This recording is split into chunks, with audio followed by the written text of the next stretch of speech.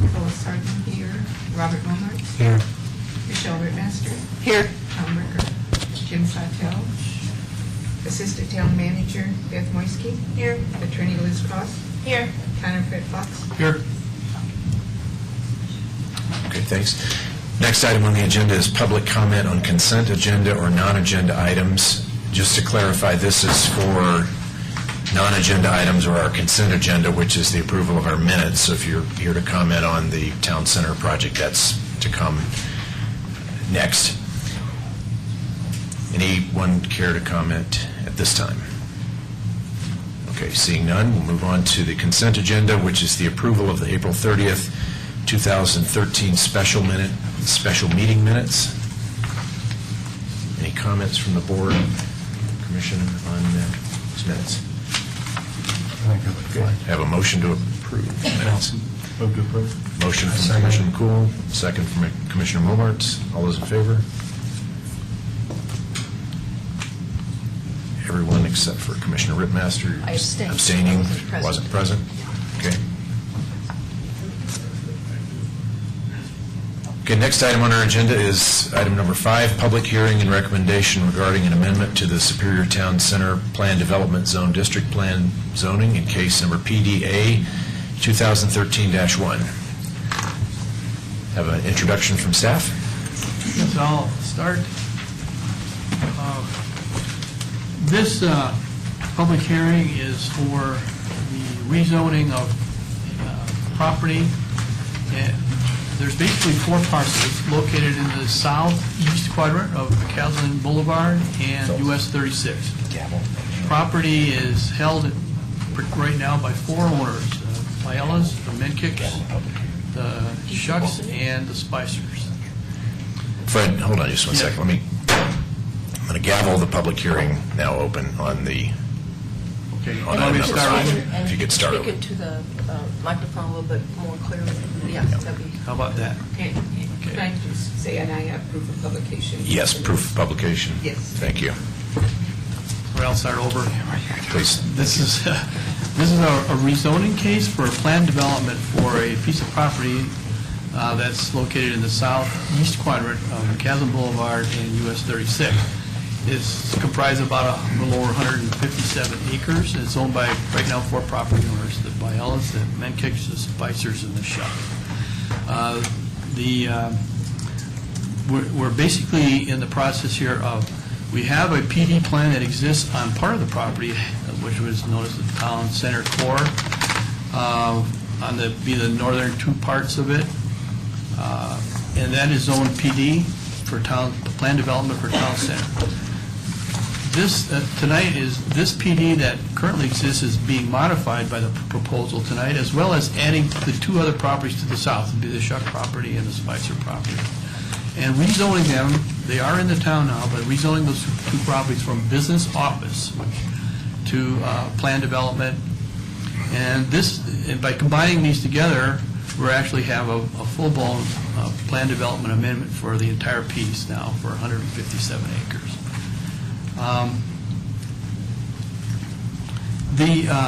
The plan development plan that we're going to discuss tonight sets the baseline for the design and for the individual parcels, that as a further process, all of the parcels, all of the development of the property will go through a number of probably public hearings. Each piece, whether it's large or whether it's small, will go through a public hearing, a specific public final development hearing, or final development plan public hearing in the future.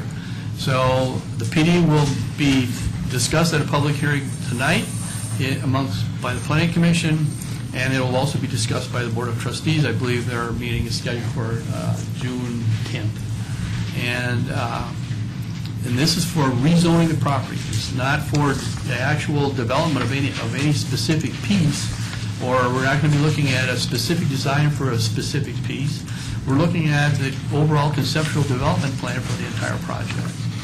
So with that introduction, then I'll turn it over to the town manager's assistant, Beth Moisky, and she can introduce the developer of the property. Thanks, Fred. Okay, so next up will be a presentation from the developer, who is RC Superior LLC. Their Director of Real Estate for RC Superior is Randy Goodson, and I just want to make a correction in my cover memo, in our cover memo, we misidentified his title, and it's Director of Real Estate for RC Superior. So Randy, I'll let you take that. Thank you. Good evening, Commissioner and Chairman and Commissioners. My name is Randy Goodson, Director of Real Estate for RC Superior. I want to start off by, I really appreciate your time. I want to thank you for taking the time. You had a big package of a lot of information to review, and I appreciate you taking the time to do that and to hear our application tonight. I want to introduce also our team, Jim Roswich with Civil Resources, the civil engineer who started working for the town at the beginning of last year on the town, as the town started taking this project further down the road to fruition. And we've been happy to start working with Jim, and we've been working with him since March. Lou Brinker with 4240 Architects has joined our team a few months ago to help us conceptualize how to create the built environment. You'll hear a lot more from Lou. And then Paul Kuhn with MIG Winston. MIG Winston was also one of the firms under contract with the town for at least the last year and a half or so, working, again, taking the comprehensive plans and furthering those plans, something that we picked up on and we're advancing here today.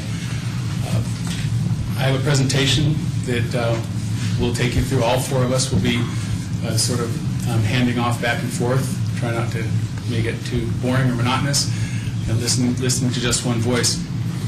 Big picture, we are taking work that the town and the citizens of the town have invested in trying to conceptualize, or in conceptualizing what this property could be. The last major property, as you all know, in the town. I don't have to tell you that. And we have a different perspective in some areas, but overall our perspective is exactly the same. We want to create a pedestrian-oriented destination, a destination for residents of Superior, and a meeting place for residents of Superior and the broader Boulder County. If we can we turn the lights just a little bit to work with the presentation? What I'll show you is I'm going to walk through the differences. So I'll start off walking through where we are, and then I'll walk through the differences and end up with some more details. This is an outline. Really, I think this outline would be boring if I read through it, but it's there. You'll have this presentation. The presentation will be available to residents. I imagine it'll be on the town website. We have a website up as well, and so this presentation outline really would be more helpful for someone who's not being walked through it slide by slide. Here, the history that many of you know very well, and I thought that it would show up better on this really big screen. Everyone, I believe, understands the location. It was described by staff. The history here on the bottom is, and I'm recapturing, the history that I've read in the staff report and history that's been shared with me. But this is where we are now. Is we're really close to starting construction on a project that was started over a decade ago, back in 2001. Some people might say even before that, when the annexation agreement. Thank you. When the annexation agreements for the property first took effect. But starting back in 2001, the comprehensive plan designated this property. The comprehensive plan identified here. And of course, in 2007, the comprehensive plan further added more meat on the bones. It discussed the mixed-use, pedestrian-oriented destination in 2007, and then from 2007 to 2012. Through, I guess, stops and starts and impacts from the economy and landowners and probably other developers coming through, ultimately culminated with the town taking the bull by the horns, hiring a team of experts to help formulate a vision. And I think it's important to keep in mind that this vision that was formulated by the town was really formulated without the input of economic realities the input of the financial markets and what it takes to develop a project. And that's one aspect. And the other aspect is, in my business, every developer sort of has their own thing that they do. And we have our own experiences. We sometimes call them ghosts. We have situations that have occurred on projects that didn't work. A lot of times we don't know why they didn't work, but we have a situation that didn't work, and we say, well, fool me once, but not twice. And so each developer, when they look at any project, they're going to have a different perspective. So even if the town did have, let's say, an investor in tow, if the town had designed the project with an investor last year, and then that investor didn't go forward, a new investor would come forward and have a whole different set of expectations. Like us, the main goals, the main project would be consistent, but the exact way you implement it would be different. And so we're going to talk a lot about how we see the ability to create the Superior Town Center and to allow it to evolve organically as the market transitions. We know the market fluctuates. The best way to make a great, successful project is to have a framework that can undulate with the market and allow us to keep moving forward and to make the changes that are necessary. And there's two sides to that coin. Some people might say, well, there's too much flexibility, and it depends on what's too much, of course. And others, like us, will say, well, the flexibility is necessary to invest the money and the resources to start a project like this, because you have so much money invested for such a long period of time before you start to recognize the profits. And so back in November and December of last year, plan development and design guidelines were approved. The design guidelines, of course, as you know, covered more than the property we're proposing on right now, which is just 157 acres. And the PD covered what we identify as planning area 1 and 2. A lot of times we'll talk about planning area 1 and 2. Sometimes we'll refer to planning area 1 as the recreation resort planning area, which is the same way it was referred to by the town's team last year. And we'll refer to planning area 2 as the town core, and we'll refer to planning area 3 as the southern neighborhoods. So then that takes us to today and to, well, this month. It says June, so we're focusing on this time period between now and the middle of June. So I won't go on about that. We have submitted plans to be under construction. Our goal is to start grading in August. We want to get the grading done before the ground freezes, and we would be stopped. We would lose probably 4 or 5 months of grading. So we have, sometimes people talk about an aggressive schedule. I wanted to point out the timeline because in the context of over a decade of work, when you get right down to turning shovels or bringing in the tractors, people say, whoa, wait a minute, where's this come from?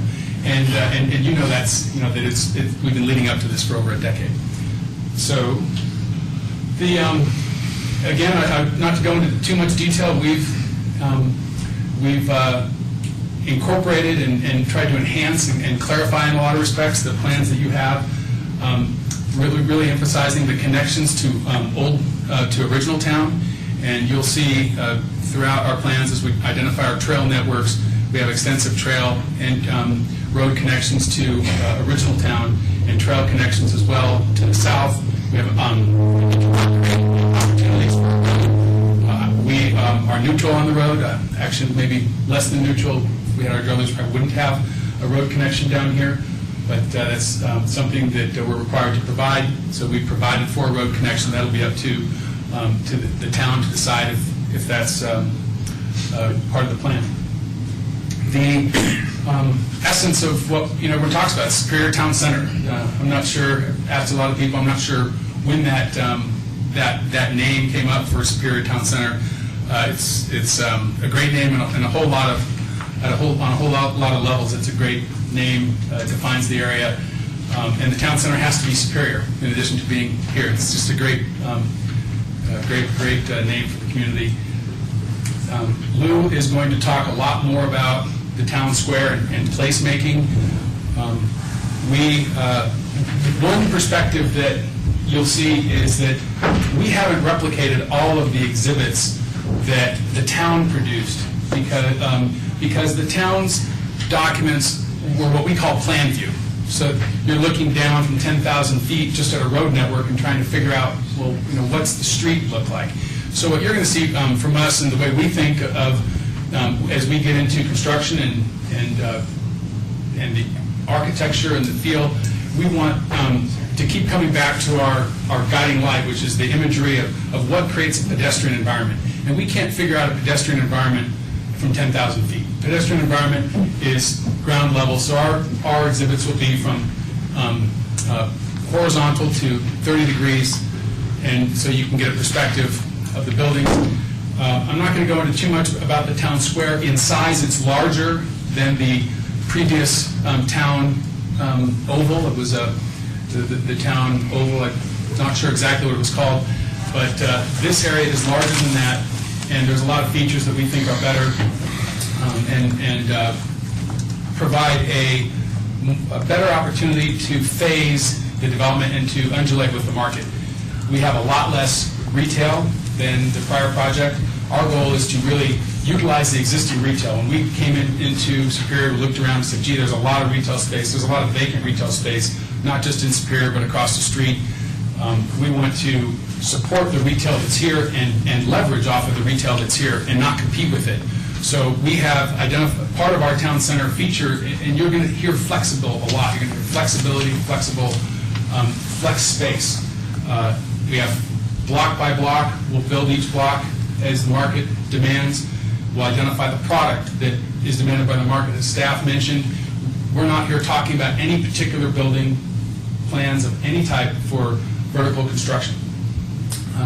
So with that, I'll leave the rest of the describing the magic to Lou.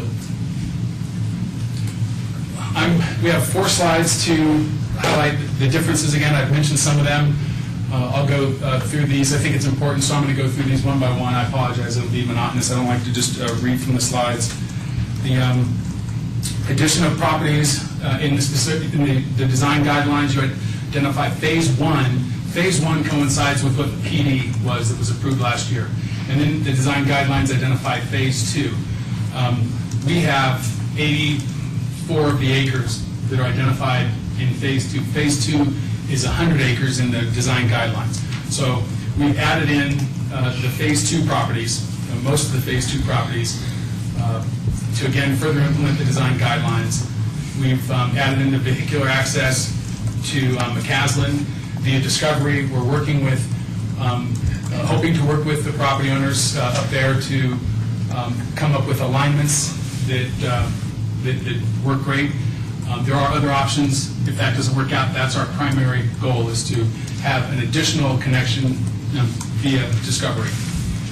We've identified additional trail connections in addition to the trail connections that were identified in the design guidelines. And we, part of that is accommodating a really piping lateral water channels that crisscross the property in a couple of locations. Marshall Road alignment, we're a really great feature that I just want to point to it. Let me find where I can point to it. We, again, want to support and leverage all the retail that's over in Superior Marketplace, from the Panera to Whole Foods, really great retailers to have and the grocery store to have near us. So we have made the Marshall Road extension a lot more of a key feature of this project. We bring it right into the town square. Previously, you can see on this plan, it diverged over. By crossing the creek like this, it really reduced the ability to put play fields in the creek. So we evaluated this. Jim Brozowicz helped us. We looked at a number of different options of maximizing the opportunities to utilize the play fields and to put play fields along Coal Creek and to allow our residents to feel a strong connection to Superior Marketplace.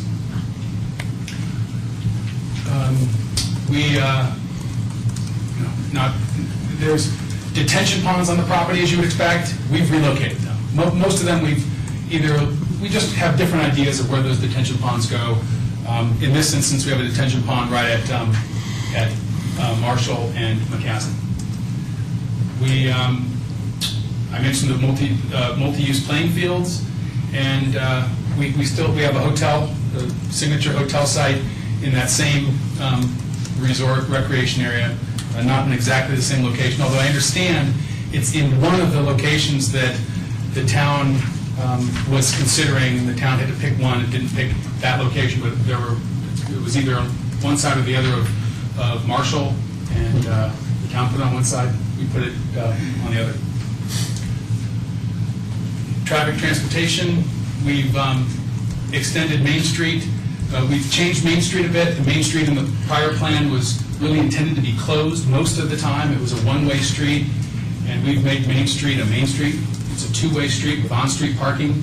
A big difference in the plans is we want the place to feel lively, and the great downtowns that we've studied have on-street parking. They're streets that are used. They're not theoretical streets, or they're not closed off. Even I mentioned to the Board of Trustees, I was here for the St. Patrick's Day Parade in Boulder, and I said, how interesting. Everyone talks about how great Pearl Street is and that it's closed off to traffic. But when the parades come through, where'd the parade go? The parade went on 13th. It did a loop around. It didn't go on the Pearl Street Mall at all. So we have a really strong Main Street, and Lou and Jim will talk more, and actually our whole team will be talking more about Main Street. We think it's going to work really great. And I mentioned the roadway connection and Discovery Drive. There was previously a concept that didn't go too far. It was a concept for possibly having an underpass, basically a tunnel under McCaslin as it goes up the road that would connect Superior Town Center, the core area, over to Original Town. It turns out when you get into the engineering, there's major storm drains in McCaslin. Right in the center median, there's two major storm drains, and so then the depth of that, of the underpass would have to be really, really deep. And so when we got into the more detailed engineering, Jim Brozovich can talk to that a little bit if you have questions, that ended up not being feasible. The land uses, the overall project densities, across the board, this project is less intense and less dense. And we appreciate previously the town was identifying what the options, what the potential is. We've looked at that potential, we've downsized it, we've identified maximums, and very candidly, so everyone knows, we don't believe we can hit the maximums, but it's important to understand how we got to the maximums. When we talk maximums, we went to block by block. What we've studied, Lou and Paul and other members of our team have studied every single block. What could we put on each block? And then we aggregated those numbers to come up with a theoretical maximum. We are going to, there's no way we're going to hit that theoretical maximum. But when we had to evaluate water usage and storm drain and sewer and traffic, we had to evaluate, and parking, we had to evaluate the theoretical maximum. So we're going to talk a lot about today 1,900 units. That's a theoretical maximum. Our target, we think we're going to be in that 1,350 to 1,400 housing units, 300-room hotel, 100,000 feet for civic space, including the town center. We're really close to an agreement with Boulder Valley Ice. That's a very significant facility. It's 200,000 feet of both. To call it Boulder Valley Ice is really an understatement. There's 2.5 sheets of ice. There's an indoor soccer and lacrosse field, and there's an indoor swimming pool. There's a medical office building. There potentially be an urgent care. So with all these uses, hopefully you can understand why it's taken us a while to finalize the agreements there.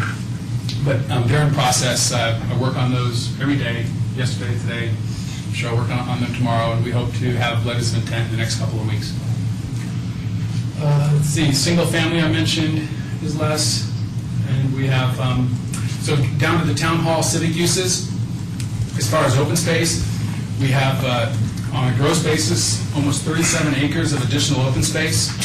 The annexation agreement for the Planning Area 3 properties said that happened to have this provision, that 15.5 acres of land in buffer areas can't be included in future open space calculations, so we netted that out. On a net basis, there's 21.4 net acres after deducting that southern buffer. On an overall percentage basis, there's still more open space than there was in the approved PD, and there's more acres. I mentioned the 45,000 square foot site for the town hall and the expanded public plaza. Our town square is larger, as I mentioned, and then 55,000 feet.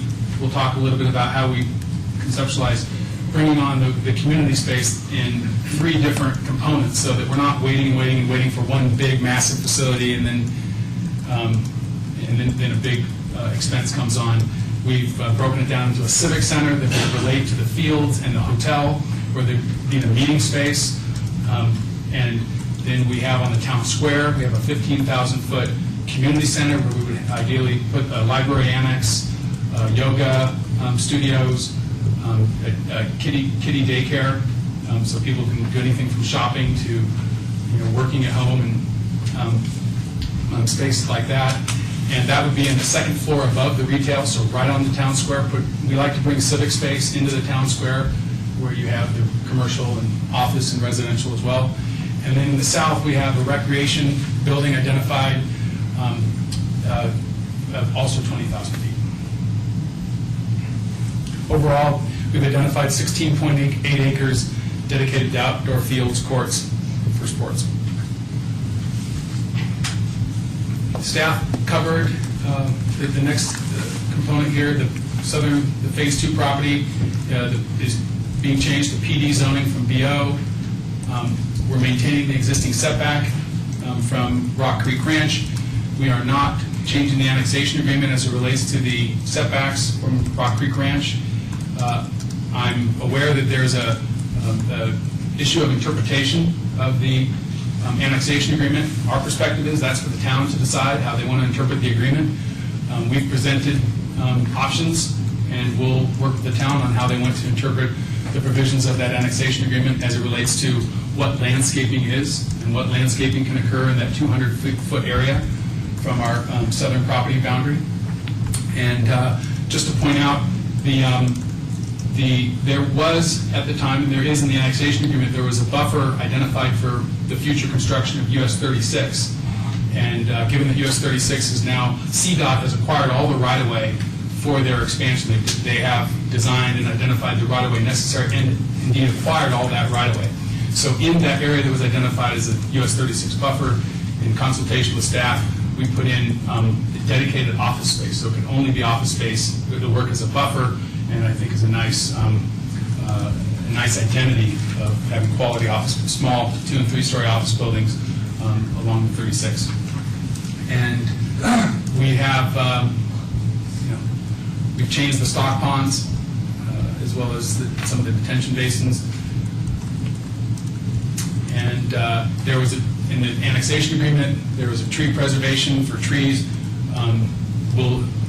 In our agreement with the town, we're going to have to do a tree survey and see most of those trees are dead or are not viable, and then we will be replanting and a lot more trees. But the trees that are dead are no longer there. We don't have that buffer around trees that aren't there or are dead. And then for parking, we've provided for subsurface parking, podium parking, all types of parking. Parking is a big deal when you're creating an urban environment. It's a big component of expense. It's something that the consumers require, or residents that don't live in Superior Town Center or don't end up wanting to walk into the town square will drive. So parking is really important to make the town square viable, to make it thrive. We've studied parking extensively. Lou will talk more about parking. With that, I'm going to introduce Paul to talk about the comparisons.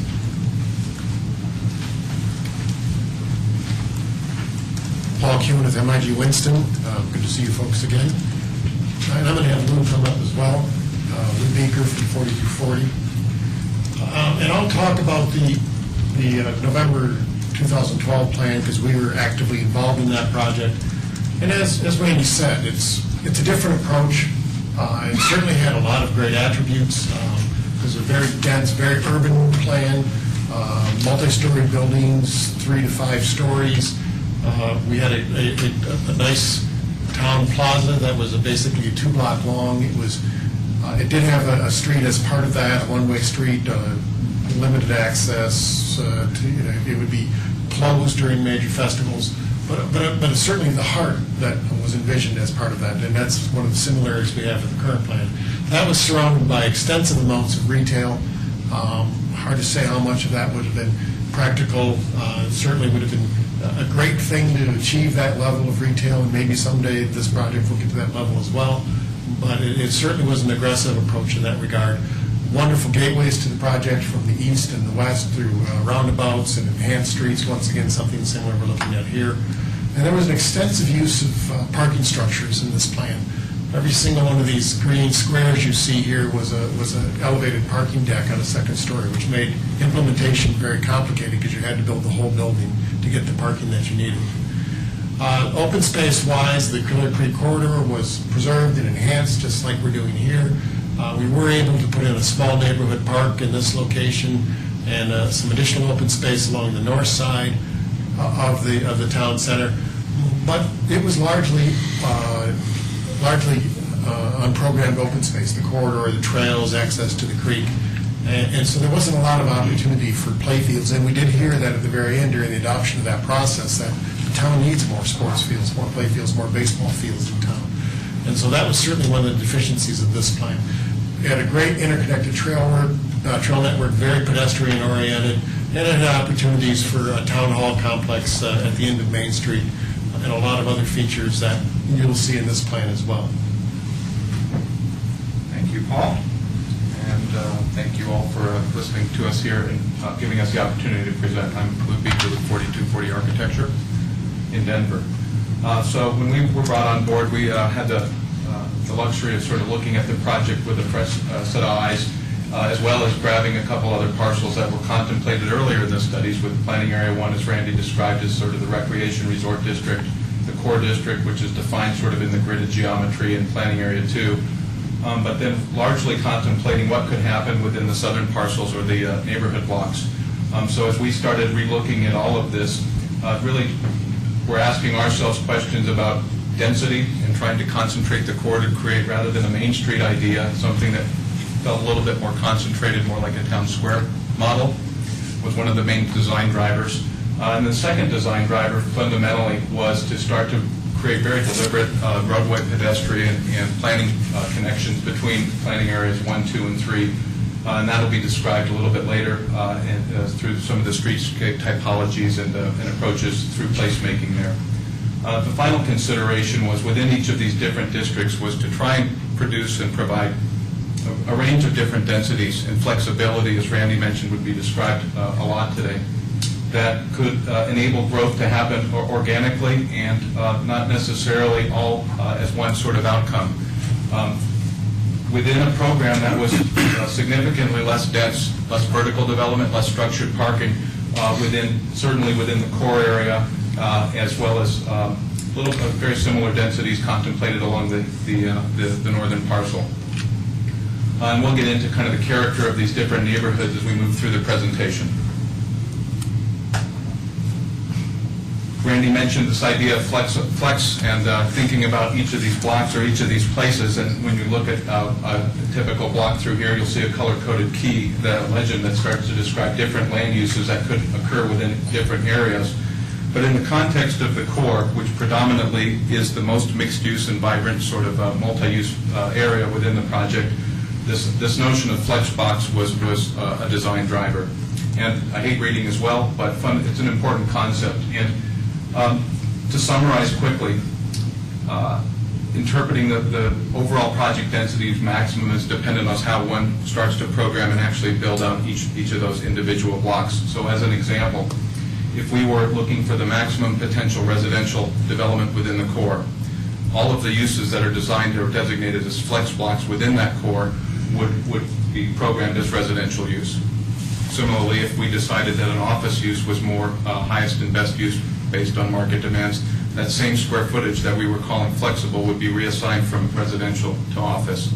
So as we arrive at a maximum, or as Randy called it, sort of a theoretical maximum, we assume for the purposes of planning, doing our engineering, our traffic, and our utilities, to what's the worst case, what's the most that this carrying capacity of this site could handle from a land use standpoint, and then what demands would that put, or burdens would that put on the project for parking and utilities.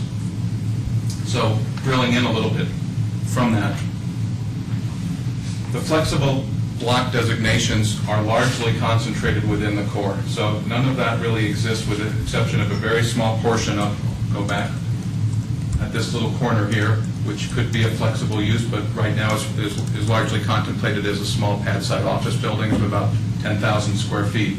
But moving into the central core area, along McCaslin, there's 2 blocks, Block 2 and 8, are in our land use plan called flexible, which could contemplate office, residential, live-work type of uses. The recreation block here, which is a very large aggregate portion of land at the end of Main Street and the eastern boundary of the property, is contemplated as a recreational type of flex office use. So within that BVI program of 200,000 square feet that Randy mentioned, upwards of 60 to 80,000 square feet of that still could be an office use within that, and some retail uses that complement the ice rinks and whatnot. Certainly within the core area around around the town square in the candy cane stripe is what we've called retail with flex above. So ground floor conditions, without exception, would be retail uses, activating life on the street, those types of things like the restaurants and the community amenities. Upper floors, second, in some cases, up to 5 stories in here, 3 stories here, 4 here, and 5 here. Could be, Randy mentioned on the second floor here, a civic use, like a library or yoga or child daycare. Floors 3 through 5 could be different residential products that will describe a wide variety of residential uses that occur throughout this project. So those, and then finally, along as you're starting to move down Avenue B towards the southern district that terminates in the Village Green, an idea of a live-work type of a product where there could be a small office setup that could be backloaded parking with walk-up small professional or business type of uses. So as I touched on earlier, when you were to look at these theoretical or overall project density maximum, I think the important point of this slide is that we could never arrive if we added each of these individual rows. We would never be able to build that density in its totality. So we have the potential to build up to about 425,000 square feet of commercial retail. In the commercial core area around the town square, we're looking at about 80,000 square feet of ground floor retail, and that's pretty well built out. So if some of these flex blocks, for example, these blue blocks along McCaslin were programmed, 100% of that block would be as a retail commercial use. Adding to that the potential for that 80,000 square feet here, adding to that some of the retail uses that could be contemplated in these, we could arrive at almost 425,000 square feet. So that approach is how we started looking at the maximums throughout the project. If we took that same block and we said, no, this is all going to be big office buildings, and that's the highest and best use in all the upper floors. We don't think residential will ever work here, so we're going to put an office on the upper floors.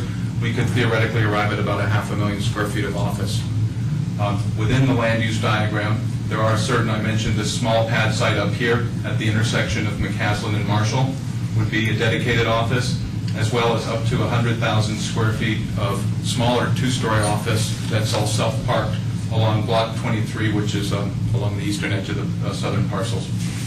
So taking this all the way through, the purple lot up here, we've got programmed, as Randy mentioned, up to a 300-key hotel that would be able to self-park without relying on structured parking. So that lot has the carrying capacity for about a 6-story hotel with about 350 parking spaces. The lot that's in the purple area, bounded by the detention pond in the open space, is programmed as a civic use for about a 25,000 square foot building that we'll talk about a little bit later. Didn't mention this, but Town Hall, I believe, is up to 45,000 square foot building was strategically located really at the gateway into the project off of McCaslin. So it's about an 1.5 acre lot with a single use designated to a civic use. And then within that, if we aggregated all of the kind of mustard color yellows in different kinds of residential products, we could arrive at just south of 2,000 dwelling units. Again, something more practical in that 1,300 to 1,400 range as it's currently contemplated. I'm going to bounce back to you, and then I'll... So the question becomes, what do the streets feel like in this community? What is the character? And so we have a hierarchy diagram here, and what you have is you have your main street in pink, which is the primary entry point to the community, to the downtown. And so you come in off McCaslin, you've got a nice gateway character with enhanced landscaping and paving and that sort of enhancements. And then that takes you through the downtown area, the plaza area, the town square, and would terminate in this case, probably the ice arena. That's obviously the most intense. We have a loop road, which is the area 2 around here, a little lower density, still heavily dependent on pedestrian orientation. All of these streets are intended to be, with the exception of maybe Marshall Road as it's coming into town, slow traffic, pedestrian orientation, a little more orientation towards residential. One of the critical streets as far as the structure of the street hierarchy is the parkway concept on Avenue B. And that starts at the open space, the rugby pitch soccer fields southeast of Coal Creek, and continues south through the town core and down to the residential neighborhood, terminating in the village green. And that's intended as a pedestrian promenade. That would be tree-lined, medians, a really pleasant space to walk down and enjoy. And so once again, we have a secondary loop road, or Area 4, which is continuing down in density and intensity. And that grid continues, as you see, it started here in the north half, and it continues down into the south neighborhood, and lowering in intensity, once again, more residential, slower traffic, sidewalks, street trees, front porches facing on the street. And here you have examples of how those streets might feel as far as relationship of the buildings to the street, the landscaping, the porches, and those are all repeated throughout the design guidelines as well. And so we think these really start to form a picture of what this place might feel like as a place to live in and walk in and drive through.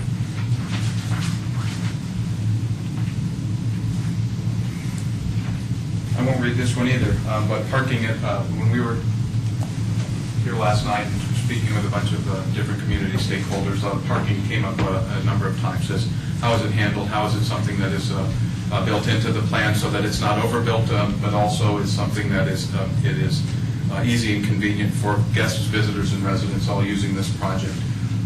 But the fundamental concept that the town has adopted in this is working through a shared parking analysis that suggests that in mixed-use village or mixed-use projects, there are allowances afforded for parking reductions off of single use.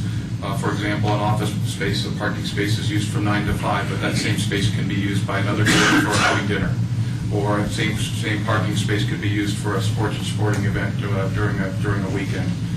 So taking into consideration a wide range of different potential uses and applying parking formulas to those, and then different parking reduction techniques and strategies, we arrive at overall project parking maximum that then we use to start to generate some of the engineering and level of service and performance of the entire roadway network and street hierarchy that Paul just described.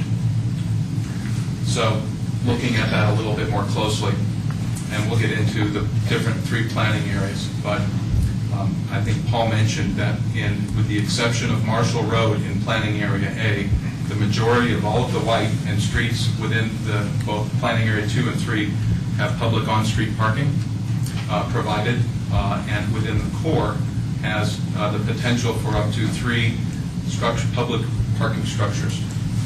Everything in yellow is self-parked, so an individual homeowner would have the ability to drive into their own garage from an internal driveway and private drive into tuck-under garages, or in some cases structured garages. but public access, so people coming to visit to come hang out and go grab lunch or come go to the ice rinks and whatnot, could have the potential of parking 130 spaces up to on the entry gateway site, up to an additional 170 conveniently backloaded off of the town square, and then up to a very large, so Boulder Valley Ice would generate some parking demands in and of their own program, but incrementally another 200 parking that could be put into that overall parking metro district. Hard to see here in this sort of dark gray color park blocks, as those blocks also contemplate structured parking in some versions of residential density that would occur within the blocks. The uses of those would predominantly serve the residential uses within those blocks. So as you see, as you're moving to lower density and more of a suburban model, you would start to see the structured parking not be contemplated in favor of more of a tuck under or back parking. So looking again at theoretical numbers, maximums, if we were to base those parkings off of the previous project density maximums that we described in Planning Area 1, which includes the hotel site and the civic site, looking at the town's formulas for parking, we would generate about just under 400 parking spaces required, and the sketch plans that we're showing provide up to 420, so we could independently self-park Planning Area 1 with a small surplus of parking. If we take that same approach and looked at all the potential maximums of parking within Area 2 or the core area, we could, and apply the formulas, we're just under 2,000 cars, and right now we're providing, on aggregate, just about 2,500, 2,470, of which that breaks down 1,400 of those plus or minus would be private parking for the residents within the community, or within that planning area, up to 800, just over 800 in public parking structures, and 269 street parking, on-street parking in all the areas in white. Finally, in Planning Area 3, we're required, quite a few parking spaces required here because there's a lot of residential here. We're providing required just over 1,300 spaces, but the strategy for parking residential uses here to be able to relieve pressure on-street public parking is to provide a ratio of parking per condo unit or per private dwelling unit in excess of the town's standards, meaning that we could potentially have up to 2 private dedicated parking spaces per unit as part of what the market would generate or demand in this area, such that people that have that extra car wouldn't need to go out and park it on the public street. There's a significant surplus of parking. I think about 300 parking spaces along here to serve the office use that they would be highly flexible for some of those recreational uses or alternative functions. I'll go through this real quickly. The build-to setback diagrams was something that really is very similar to the approach that was provided in the previous set of design guidelines in PD. Fundamentally, it's suggesting that areas within the core have really a more urban character to them, where the buildings that front the streets would be anywhere range from 0 lot setbacks up to 15 feet. So it's encouraging a little bit more density. We don't want long, deep front yards. We want to really encourage sort of the pedestrian interconnectivity of using the widened sidewalks and the parkways and the green belts along the public realm to encourage that density along the street. In the area in red here, or that kind of that red color, this is the area that would start to suggest build-to lines, where the density, the buildings would be encouraged to hold the street edge to define that most urban condition within the entire project.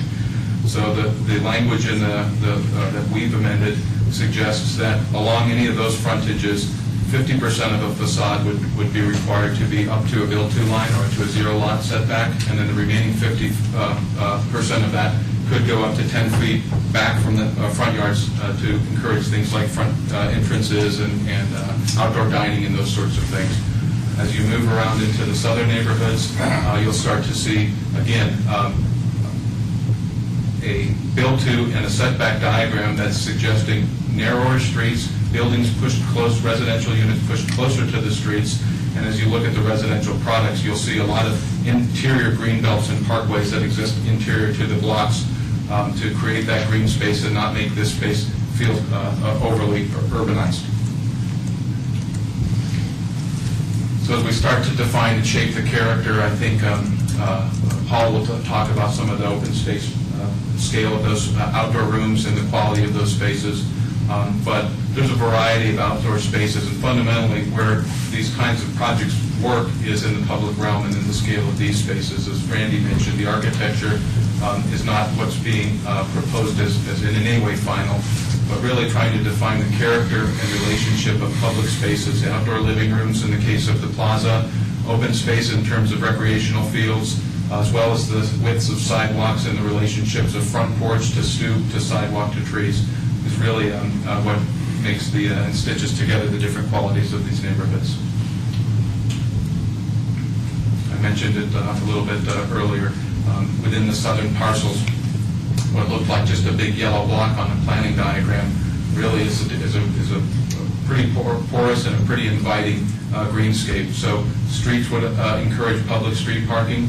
Front doors of units would not be along frontages of streets. They would rather be turned perpendicular to the street to encourage these internal alleys and greenbelts. Parking for these kind of product, as well as in the core, curb cuts on public streets and sidewalks are on shared driveways, so that in between these buildings would be a shared driveway that's backloading parking in a tuck-under configuration. So largely pedestrianized environment and continuity along the sidewalks with minimal interruptions for things like driveways and curb cuts. And then once inside that character, it's really much more of a pedestrian, walkable, safe, and non-car-centric or non-vehicle-centric environment.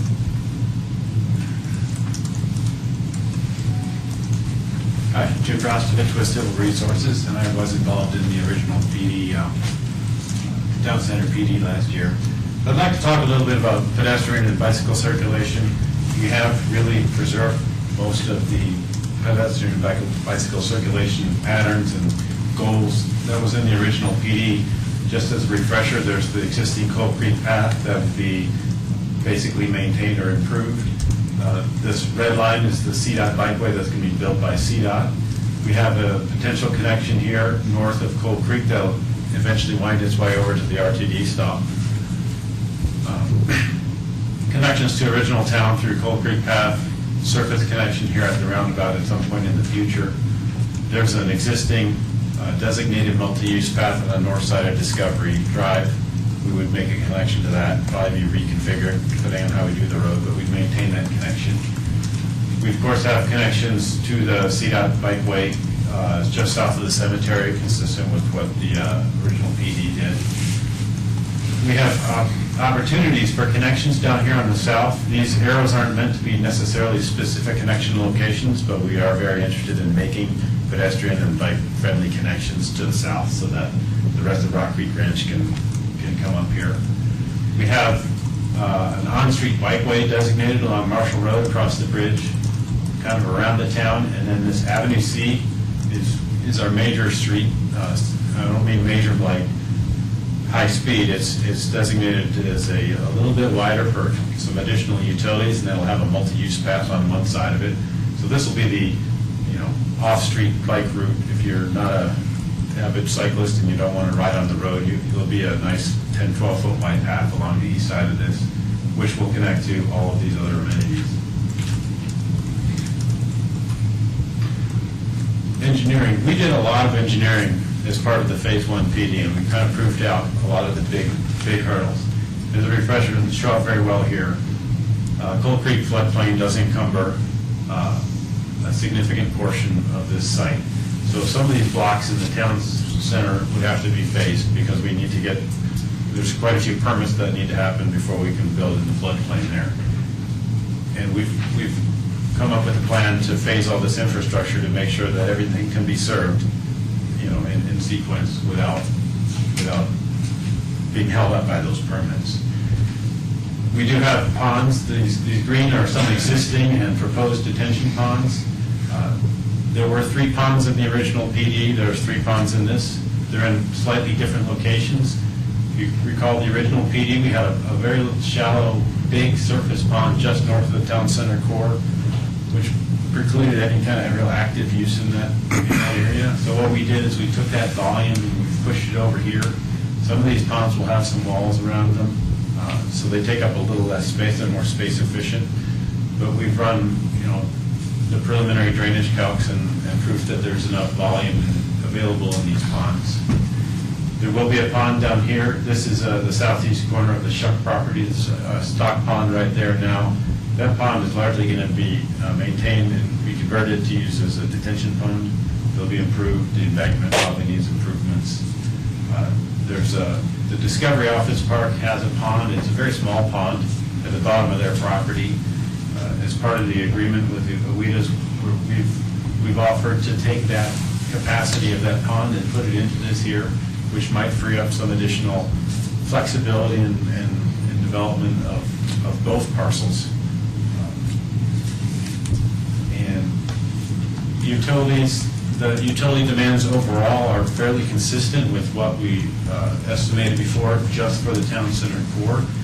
We've got, the overall density of the project is less.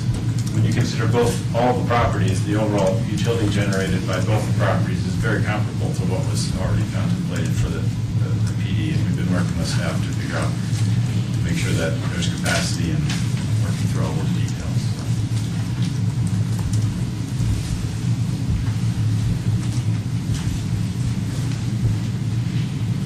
So, drilling in even further, I'm looking really at the character of that, the heart of the project, at least within the core, the town square concept. We mentioned sort of an evolution away from Main Street towards more of a concentrated, focused heart of the project. In terms of scale, it's hard to see here, but previous oval that was contemplated was in the neighborhood of 41, 42, maybe 43,000 square feet, just around an acre. And this plaza space up to the right-of-way, not including the roads or across the way, just this area bounded in here is about 51,000, so just a little bit larger. But it was deliberately sized and located in this area to both from some of the kind of the wayfinding coming down Marshall Street, coming off of Main Street, finding your way in sort of in a more of a pedestrianized, while vehicles are still allowed through here, still an intuitive way to find your way into the heart of the community. Paul mentioned the parkway, so you'll see a widened road here and really deliberately trying to create green all the way and grabbing the green and that nature and that sort of the experience of the open space and dragging that all the way into the park and into the plaza-scape with deliberate landscaping and then extending that all the way to the south through to the southern parcels terminating in that village green. But the kinds of uses and sort of things that we would think could happen in here was on a slide that Randy showed. But it's generally organized around a big open flexible space, an events quad or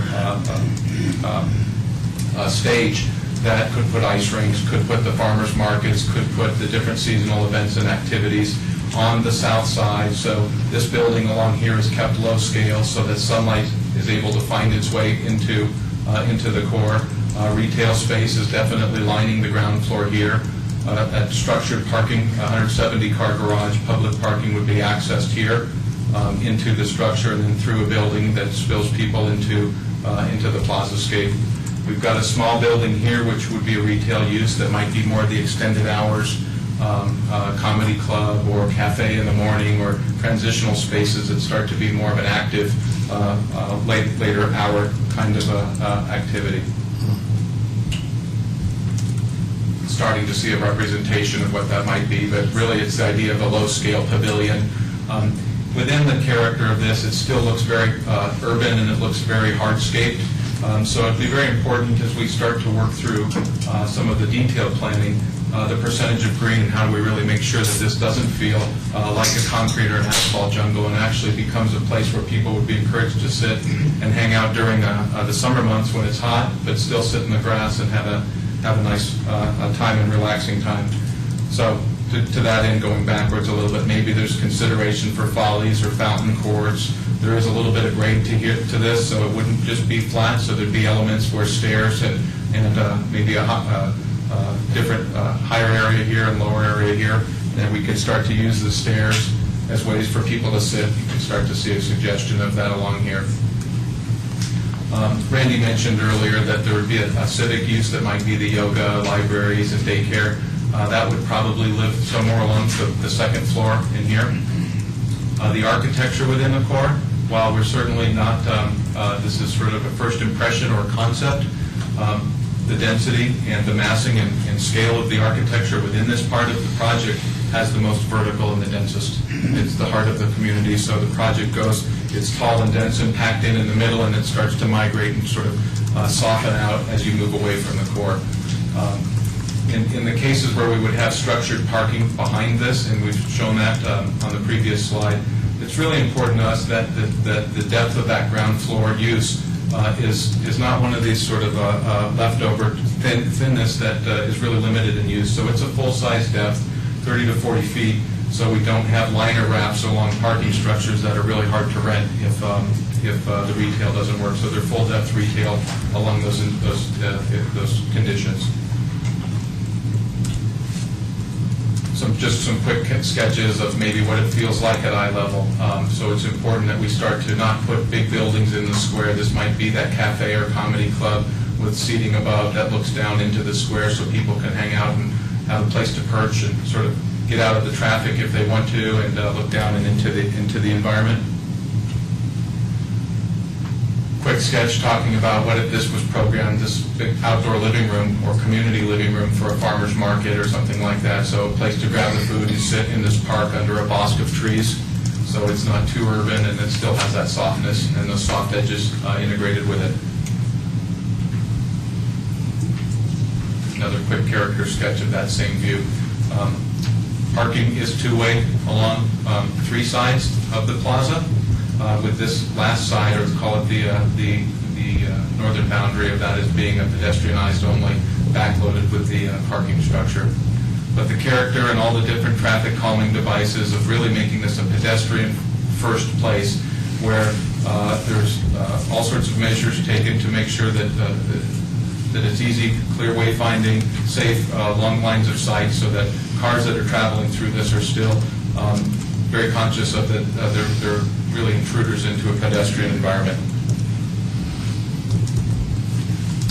This sketch, I think we put this board up last night, was really talking about the scale of buildings and the scale of different things. I mentioned that it's important to make public spaces work, that they work not just in the summer months or in that when the sun is high in the sky, but actually are grabbing the sunlight and harvesting the sun in the winter months as well. So what you'll see in the next sketch is that this corner of the site catches sun from all day long, all year round. And so we don't want to put buildings on that. We want to hold that for open space so that people can grab the sunshine while they grab a cup of coffee or an ice cream and then cover that with trees. We'll also want to make sure that the ground floor retail along here is able to harvest sunshine as well. So the ways we do that are keep the buildings across the block low and keep the buildings in these sort of pavilion scales low, as well as the side buildings at least a story lower.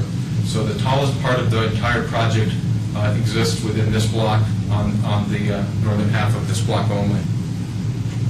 Very, very hard to see.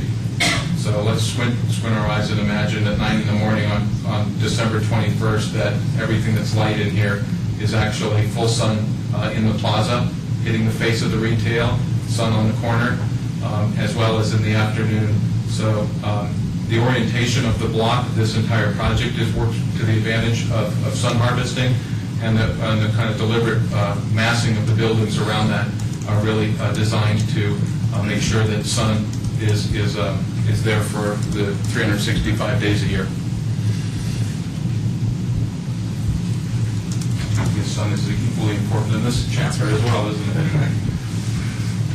So from a recreation amenity standpoint, we've taken a view of this project and thinking about the residents and what they need, but also thinking of the community as a whole. So there's amenities in here that would serve the residents, but there's amenities in here that would be a benefit to the entire community. And so that's basically illustrated by these boxes where we have what we call Park 1 with the blue circle, Park 2 with the magenta, Park 3 is south of the cemetery with the blue circle again. The Village Green we've talked about a number of times with the red. and Park 5 on the south side,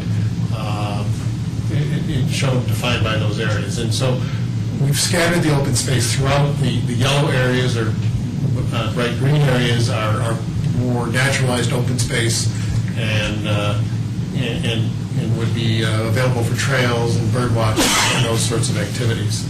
And so what we wanted to do was think about how that might serve adjacent residents as neighbors. And so we took a quick study of a 10-minute walking distance, and that's assuming that we have the trail connections to this project to Rock Creek. And so what you see is we have Purple Park within 10 minutes and Riverbend Park just outside that 10-minute radius. But Purple Park really only has a picnic shelter and a playground and sand volleyball. And Park 5 has got a multi-use turf area that would be available for as a rugby pitch or for youth soccer, both use in both cases, because it would be a little smaller. It wouldn't be a full-size rugby pitch in that location.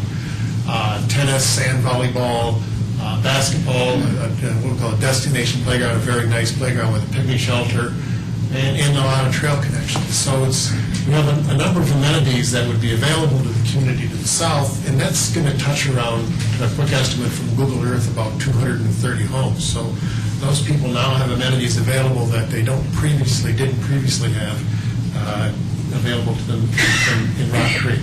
And of course, it's not considerably further for other people to reach the park as well. So Park 1 is up in that northwest corner of the site, north of Clear Creek, and this is kind of the civic center area. The civic center building is on the bend on Marshall, and that would be a kind of an open floor plan space that would be available for a number of uses, for community meetings, a great wedding opportunity. And that also has a number of orientations to the outside, connections to another multi-use fields, in this case, about a U10 or U12 soccer field. The pond could be enhanced with a gazebo that would be linked to the civic center area, and a really nice opportunity to make that into something more than it is now, more than just detention, make it into a welcoming feature. We've included the grass amphitheater that was a part of the original plan, a low-key facility, blanket seating, probably around 400 people, and that's located just north of the creek, about in the same location where it was the first time. Coal Creek Trail is in place, but there are a number of linkages taking to all of these amenities. Park 2 as the largest multi-use field. In this case, we can accommodate a full-size soccer pitch. It could be cross-striped for additional fields, a full-size rugby pitch, and it could be cross-striped for all soccer fields or youth soccer, any number of configurations. This would have also an opportunity for a restroom. And the parking for this facility is really intended to be provided by the shared use parking in the town center to the south, so the on-street parking, the parking structures. And it's really only about a two-block distance. And if you go to some of the larger community park facilities, sports complexes, Sandstone Ranch and Longmont, Pleasant View, and Boulder, you can walk 3 to 4 blocks just to get to your field. So we think this is a very efficient process, even without specifically dedicated parking, and we don't have those big parking fields of 250 cars or 100 cars or whatever you need for this size facility. So there's a real advantage to this location that we didn't have in the first plan because of the detention being moved. Park 3 is just south of the cemetery, and here we're proposing an opportunity for community garden right on the corner, very nice visual opportunity, a dog park. We see in park master plans, and this is one of the growth areas. If you drive by a dog park, it's probably one of the highest use amenities that we see in park systems today, and sand volleyball. The village green is really more of a village center. It's a place for residents to gather, to sit. You could have small festivals, an art festival on the tents or something within a small plaza, a picnic shelter. And it really is a kind of multi-purpose event space that serves this south residential neighborhood. About 7/10 of an acre. It's really the heart of this residential area, the place where people can gather and talk and be part of that community. Park 5 is along the south edge of the property. It's within the 200-foot setback. We're showing open areas of turf, a lot of native buffer area here, right along the south edge. There's about a 50-foot area that's owned by the ditch company, and the residents start somewhere in here. We didn't show those in the sketch, but their backyards would be about in this location. This is the idea of the picnic shelter, and we do show in this area, in our interpretation of what's allowed within the setback under landscaping, is court facilities, tennis courts, sand volleyball again, basketball. It could be any number of combinations. And you know, we feel that's a great place for that, but there certainly would be other opportunities if that becomes a contentious issue.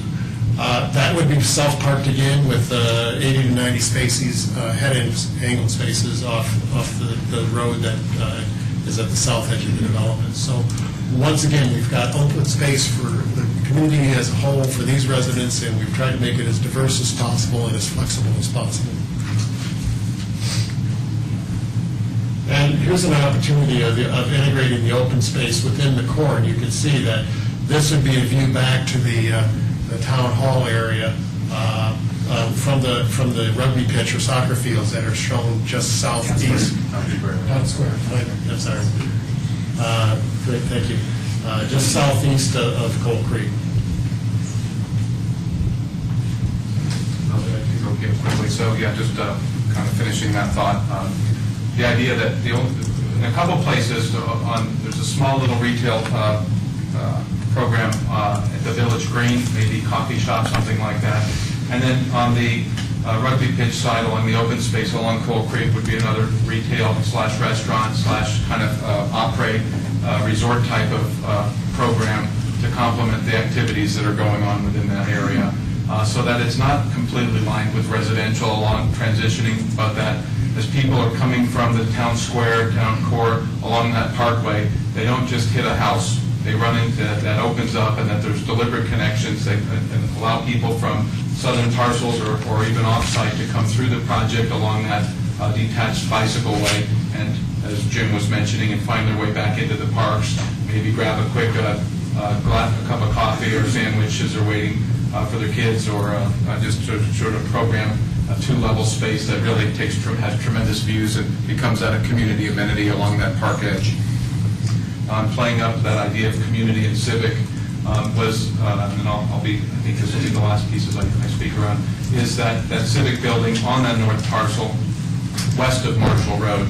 The iconography or the precedence, maybe there's a place for an architecture that feels more integrated in the landscape and more set into a naturalized setting, as Paul's sketches suggested around the pond experience and all that. So finding durable weathering materials, open a lot of glass that focuses on views, and finding a palette of materials and forms that start to harken back to some of the traditional ideas and precedents that existed within this community.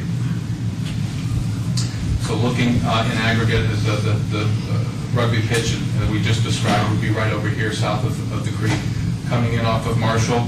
I think the experience could be one that it's fairly naturalized. While there still could be a large building up to a 300-room hotel, that really is sort of cradling or sort of embracing Marshall Road, looking back to the views, creating a great separation or pedestrian crossing that's, again, fairly deliberate design, so it's a pedestrian environment that then terminates on, again, at first this is a town building, so we took a crack at what's the carrying capacity of this lot to support about a 20,000 square foot multi-purpose facility and still provide those on-site amenities that Paul had described a couple minutes ago. So maybe it's a space that has parking that's sort of hugging internal along Marshall here with up to, I think, 60 to 100 parking spaces, a community great room, and then a series of flanking spaces like teen centers or senior centers, a gazebo that looks off to the pond, public restrooms that could be accessed from both inside the building or outside the building. So the building could be shut down, but the community needs and event spaces, whether there's a concert going on or a sporting event, could still be used by the facility. And really a building that could open up its doors and really indoor-outdoor connections, be very, very strong connection, and maybe a place, a watchtower where people could get up and see the long-distance views and really connect to the site beyond the immediate boundaries. Andy, you want to talk through some residential? Thank you. Just a few more slides, getting close to the completion of our presentation. These slides are identifying really, again, we're not at architecture, but we want to talk about materials and the materials that we've identified in the design guidelines.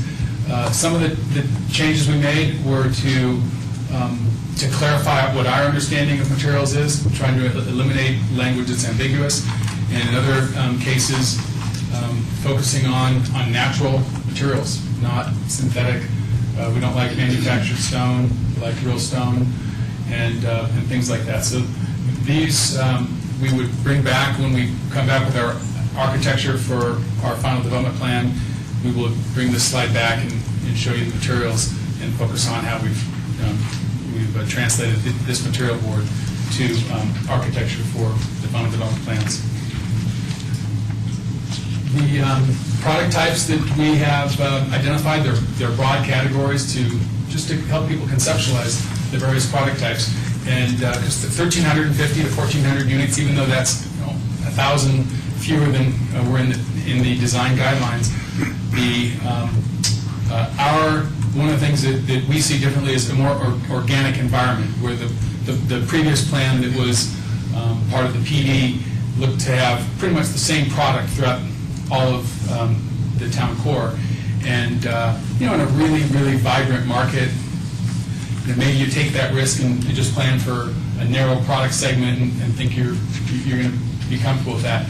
For us, we're going to present to you a whole bunch of product types, and we will come forward with, when we bring our FDP forward for each block, we will have a combination of these product types within each block, so that each block is very organic. It looks like it was built by several developers over years, not just a subdivision. This is an urban environment, and a lot more planning and architecture goes into each block. This represents the flex apartment over retail. Lou identified the places around the town square. Again, that town square, to create that block, we have flex space. So he had identified those. When you have flex space, the goal is to fill up the space. Flexibility. When you think of Arista, when Arista was planned, maybe there was flexibility, maybe they thought there was flexibility, but if they did, there wasn't enough. Because when you drive by there, we can tell by looking at the buildings, their criteria was they had to have ground floor retail on the main buildings fronting their main pedestrian streets.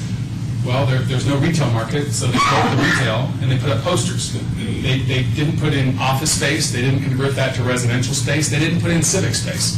And so for us, when we bring on our town square, we will, with the flexibility, we could put in civic space. We could say, okay, we haven't got the leases that we need to get. Let's put our teen center or our senior center or both. Let's put the daycare right on that square to fill in that space. In addition, we might find office space. It's a matter of having the flexibility so we can bring in all the various uses so that they're live, they're warm, there's people there using that space. If it goes apartment over retail, we think of the apartment representing a square footage of 900 to 1,100 square feet. We're not programming any for-rent apartments. All of our product is for sale. The for sale buyer invests more in the community. They have a much higher discretionary spending power. In addition, they're shown to spend more of their money in their local town and not be it's not as much of a lock and leave situation as an apartment where people in apartments might have high discretionary spending, but they're traveling all the time. So this represents that opportunity. High density residential flats is another living environment, just probably a bigger square footage. It would appeal to more empty nesters, whereas the prior product might appeal more to the young, either young families with no kids or individuals. Both of these products are very popular among professional women who value very highly security and convenience. And so, again, this would be a product in the 1,100 to 1,600 square foot range, and again, part of the structured parking program. This is a unique product that we've identified to front the park. Let me go back to Part 5, here, this is another representation. I'm going to go back even. This is also Park 2, right here. So this is that. It represents the Parkside Townhome, and they're oriented in such a way that there's limited curb cuts, so there'll be a central motor court, and there'll be townhomes and duplexes around the motor court that provide really strong view opportunities from other residents and offices within the town core, looking out into the park. And so in this instance, right about here is where we programmed the restaurant space. Lou, I almost tried, he called it Alpre, the Alpre environment.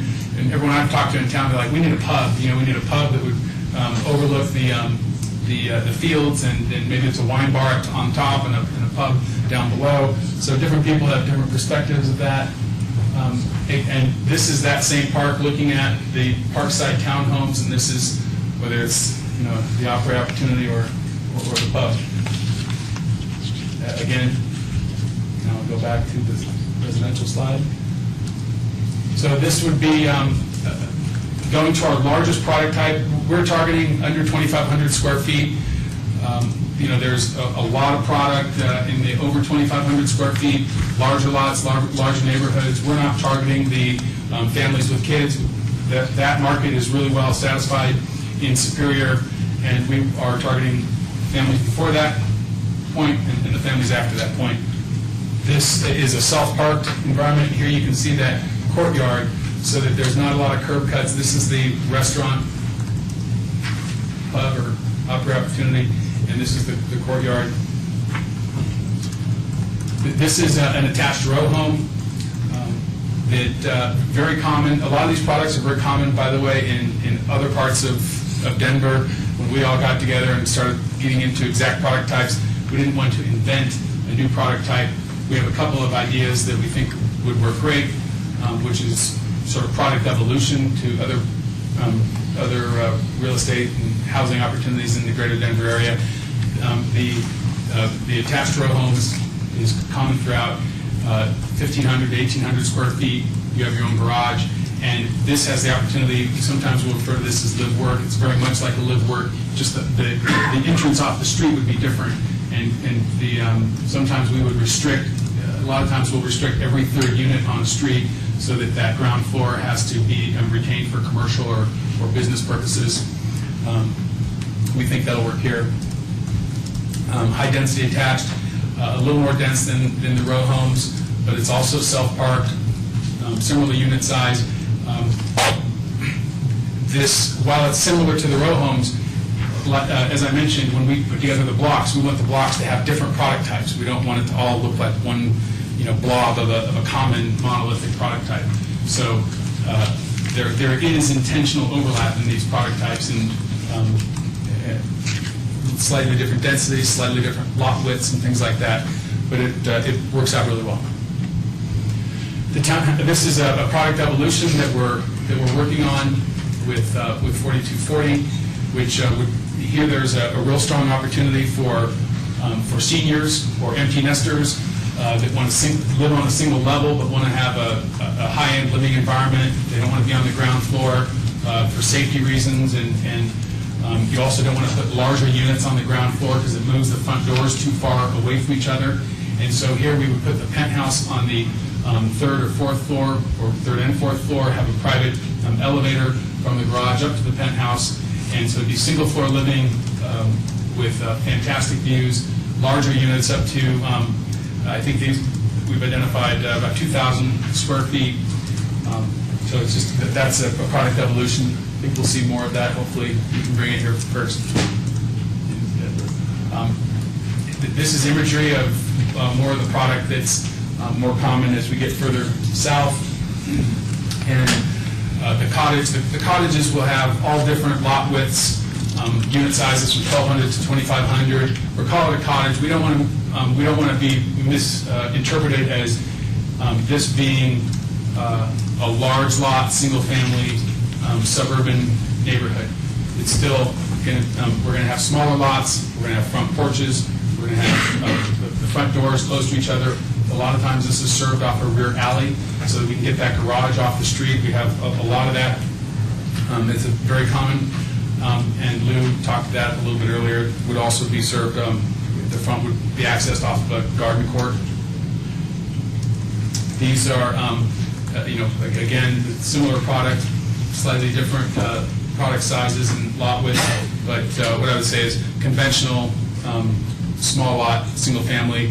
You can find this product in downtown Louisville, all around the downtown Boulder, all the way to Stapleton and Lowry and places near downtown. And townhomes as well. Again, South Park. This is a townhome product that is a newer product that's been seen throughout the Denver area to further provide a diversity of architecture. These are identified as townhomes because they might connect in their back on a second level of the back shared, well, it wouldn't be shared, it would be a patio, a divided patio, but the patios might come together. When you have single-family detached housing, it forces homes to be farther apart. You can't have cross drainage. And so this is a product evolution in Denver that Tom Wolf couldn't be here tonight. He's worked a lot. He's done a fantastic job with housing throughout Denver. And so he encouraged us to incorporate this opportunity to bring this newer, higher density. It feels single-family detached, but by making it, calling it a townhome, you get a lot more flexibility dealing with building codes and things like that. And this is, again, an image that we started with to sort of come full circle. Team imagery. Thank you very much for your time. Our team, we're available to answer questions. I'll sit down until there's questions. Okay, thank you very much.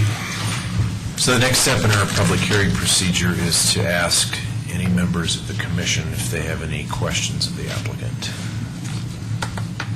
Anybody have any questions? This is not, just to clarify, this is not a place for comments or statement of position since the public hearing is not concluded, just questions, clarification, and so on. I can start. Okay, go ahead. Commissioner Ricker. Tom Ricker. How is this project going to be phased? I mean, I could see some spotty development going on with this flex space concept of building these buildings in this flex block situation. Do you have a plan? Are you going to focus on area 2? We will be coming forward with a phasing plan, at least identifying our first phase. Our first phase is going to be significantly driven by our agreement with Boulder Valley Ice that we're working on. If we're able to reach that agreement, it's a 200,000-foot use, so it really dictates what our first phase is. That's a real important question. It's important for us to figure out. That's why I've been working really hard with Boulder Valley Ice. They've been working hard to reach an agreement so that we can then present to the town a concept for phase 1. And as far as spotty development, it costs money to put in the infrastructure. It does. The flexibility helps us so that at the time we come forward with a final development plan for a phase, we will be showing you all the architecture, all the plans for that phase, and we'll have to put in all the infrastructure. As you know, in a final development plan, we identify what the public infrastructure is associated with that phase, and not only do we have to build it, but we have to bond for its completion.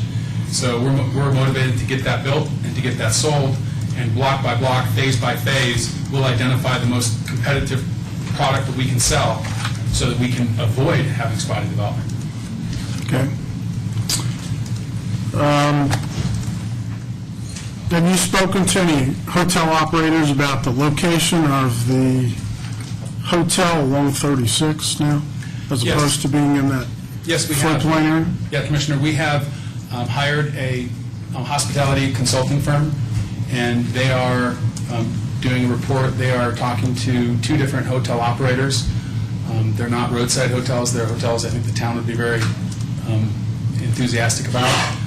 And people that are in the hotel business might be able to look at that hotel and figure out what hotels we're talking to, because the hotel that's shown up there, 4240, designed based on a program for that hotel operator. Like I said, the plus of the exposure to the highway being a real plus, but obviously it pushes it farther to the north, away from the CBD area, that would make it less accessible to restaurants and entertainment type stuff. Yeah, we identified the site characteristics and hired the consultant before we located the hotel. The consultant helped us locate the hotel, and part of it goes to the whole program of where the fields are. Again, the hotel is right on the trail, and the trail goes to the Louisville Public Golf Course, and across the street would be the civic space.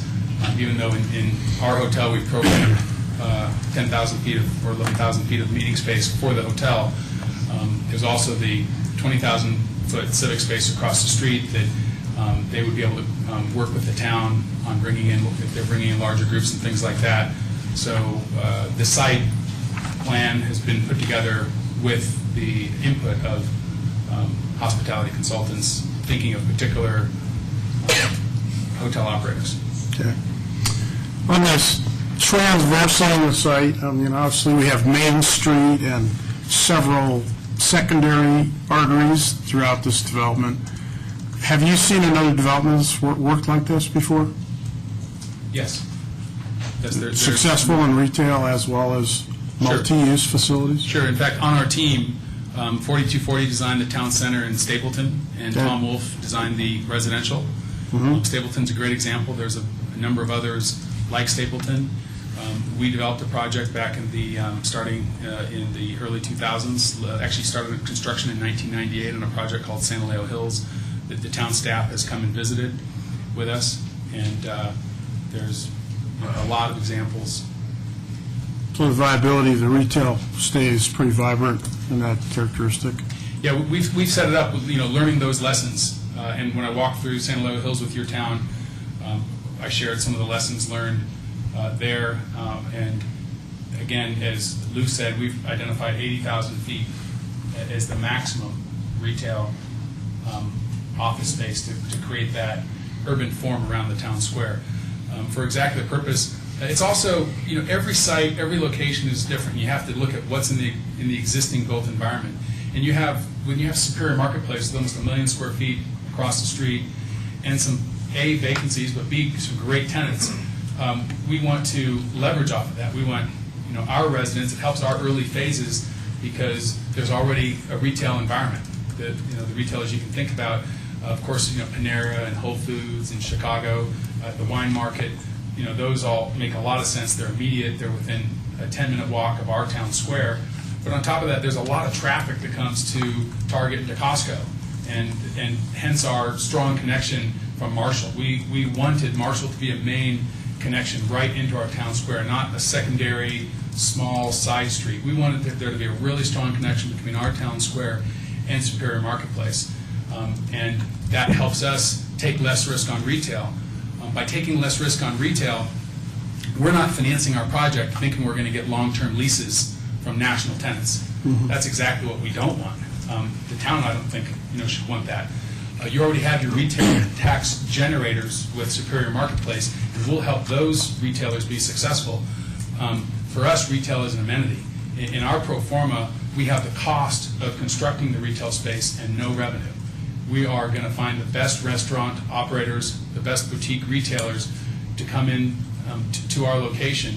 We'll participate on percentage rent, so if they're successful, we're successful. But we want to get sole proprietors in that are from the community or will invest their heart and soul. Their hours are flexible. They respond quicker to market dynamics, and that helps the office space become more valuable, the residential space become more valuable, and it creates more of a thriving environment. I noticed that a lot of the building elevations in your presentation were very more angular, not as many terraces, I think we discussed in the original PD, as well as some slope roof deals that were going on. Is that on purpose? We're trying to get the brownstone look here? Or- Well, what I can say is what my purpose is to show a variety of architecture. We're not asking for approval of any buildings today. Right. When we come forward with our final development plan for the first phase and each subsequent phase, we will show complete architecture for all the buildings in that phase.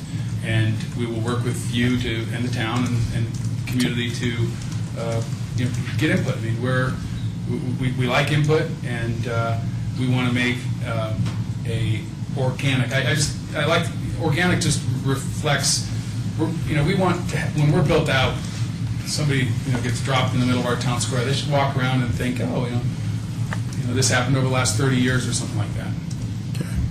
Because I remember in the last concept, we had a lot of passageways between buildings and stuff to make retail a lot more accessible from the parking areas to the fronts of streets. I'm concerned about the parking issues.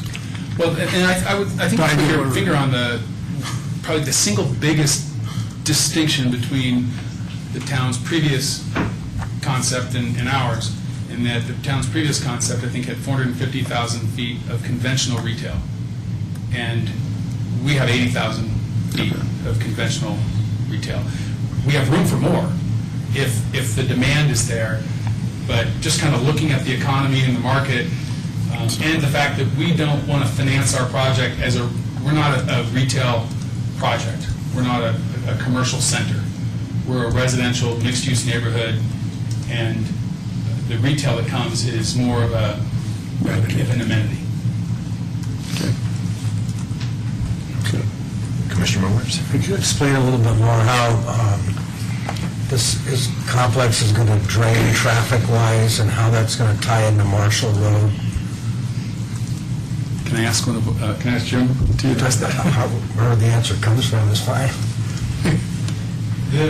Compared to the previous development, Marshall Road is key. It's probably we expect less traffic on Marshall Road than the previous version of it, because it does dump into the core.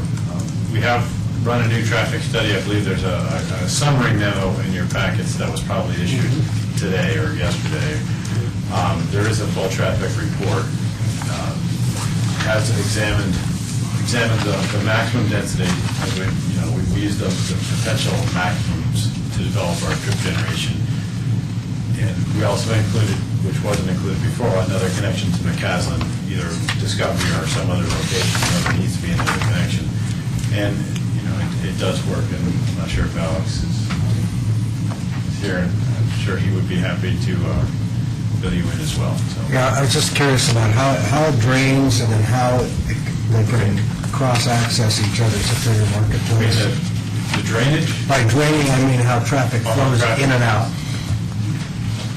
Because we're going to have an overpass on McCaslin that's going to change a lot of configuration, and it just seems like a lot of things are coming together at a point right at about where Marshall Road and McCaslin and this is... You're absolutely right. There's a lot of things coming together at that intersection with or without this project.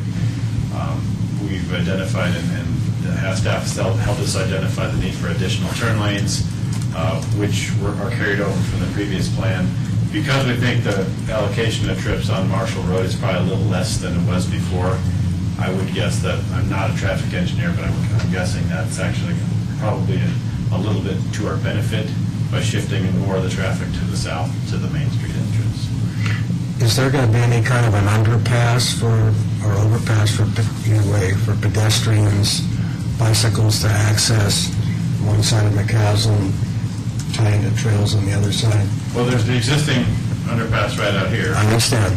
We're proposing a new underpass or overpass over McCaslin for pedestrians or bicycles. Okay. You are or you aren't? You are.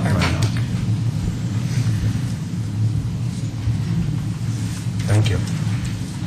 Okay, Commissioner Rittminster. Right now, I just have a question regarding in the town center core, where we have the aspect of the build-to lines.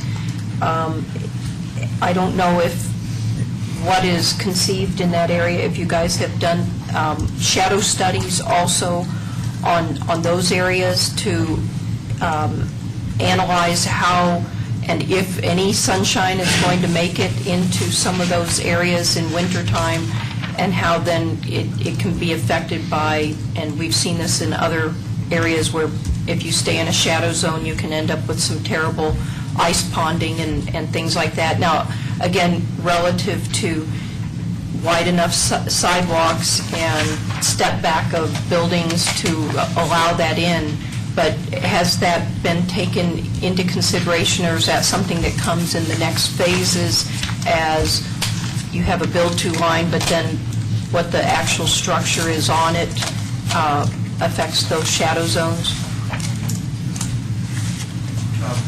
We have looked at it. We showed one exhibit of how that starts to feel in the character of the town square.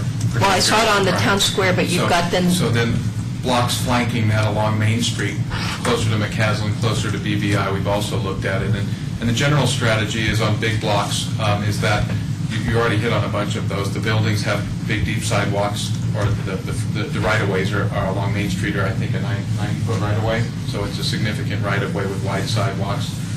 The buildings on the north side, or I'm sorry, on the south side of Main Street would be limited to 4 stories, with that 4th story stepping back 10 feet. So we've got that solar analysis. So what we're predominantly trying to do is the northern half of blocks, the buildings are lower so that the sun casting over them is not contributing, the shadows are not contributing onto the blocks across the street. And at a conceptual level, we are, the 90-foot right-of-way on Main Street is really working nicely. And what about those streets that are coming in 90 degrees to Main Street? So running north-south? Yeah. In those, we have limited our build-to lines, so they only turn the corner. So what that actually suggests is that it doesn't preclude a project from building right up to the zero lot line. But the building heights in those blocks are, the densest core is, the most vertical part of the project is within the core, and as you sort of move out of that in all directions, it starts to step down. And certainly at the top floor, it's always making a step back of 10 feet. Okay. But I think the way that it's written in the guidelines is to try to limit the amount of contributing shadow cast from a building across the street on the ground floor, not more than half the ground floor height. Right. So I think the road right-of-ways that we've got, and the majority of the spaces are wide enough to enable that sunlight to find its way to the ground floor. And I think some of the slight shift in orientation, I think actually can be somewhat beneficial regarding the wintertime sun. Definitely, and I think that, so in the guidelines, when an actual first phase development plan comes forward, then I think that's the time when we would be subject to illustrating substantially what is the contributing shadow effect on the neighboring parcels. Okay. So that's when we really solve that or address that in detail. Okay. My only other question is, and again, with some of these more commercial type buildings and all that, what kind of knowledge or investigation have you had regarding the likely presence of a water table aquifer similar to what we have on this side?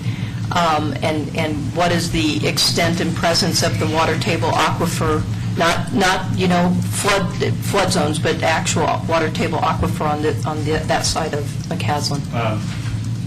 We did quite a few borings during the original PD down here on the flood areas, and water table was not an issue. Water table was surprisingly deep in most of the locations, except as you would expect right along the creek. What time of year was that you made those observations? In the spring, although yes, last year was exceptionally dry.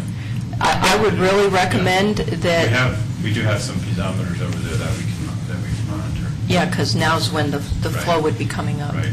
Although the town center core area is going to be elevated above the floodplain, so we're not as concerned with groundwater there. There has been some drilling in the last week and a half on the upper portions. I don't have all of the drill logs yet. They didn't find anything in the holes that they drilled that was unusual, unexpectedly shallow. But that is something that we're absolutely cognizant of all, we know there's expensive soils here. We're very familiar with what's going on in Rock Creek. There's been a lot of lessons learned in that project that the professionals that we've hired to assist us with this project are very familiar with that. The other thing that we're doing on the Spicer and Chuck, there's 4 or 5 irrigation laterals. They're gravity laterals that go across that property now. We've talked to the ditch company, and they're all in favor of putting those in basically a pressure pipe system, which will help minimize leakage that, it's coming out of those ditches and it's flowing downhill. That's probably not what's affecting the properties at the top of the hill, but Right, we don't those are want any very different. repeat of that kind of situation. Okay, well, this would be the time that the water tables would be coming up if there is a presence of that water table aquifer. Okay, Commissioner Horton? I don't have any questions. Okay, Commissioner McCool? So when you mentioned just you had a preference that town center would not connect into Rock Creek if you had your druthers. Can you expand on what your thinking is there, why you had that opinion? Yes, Commissioner McCall, what I was referring to is the traffic connection down to Coal Creek Road.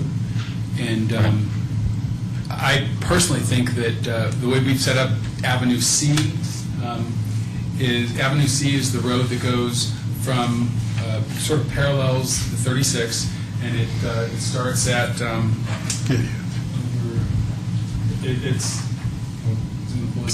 but it goes in front of the Boulder Valley Ice, or the indoor rec facility, and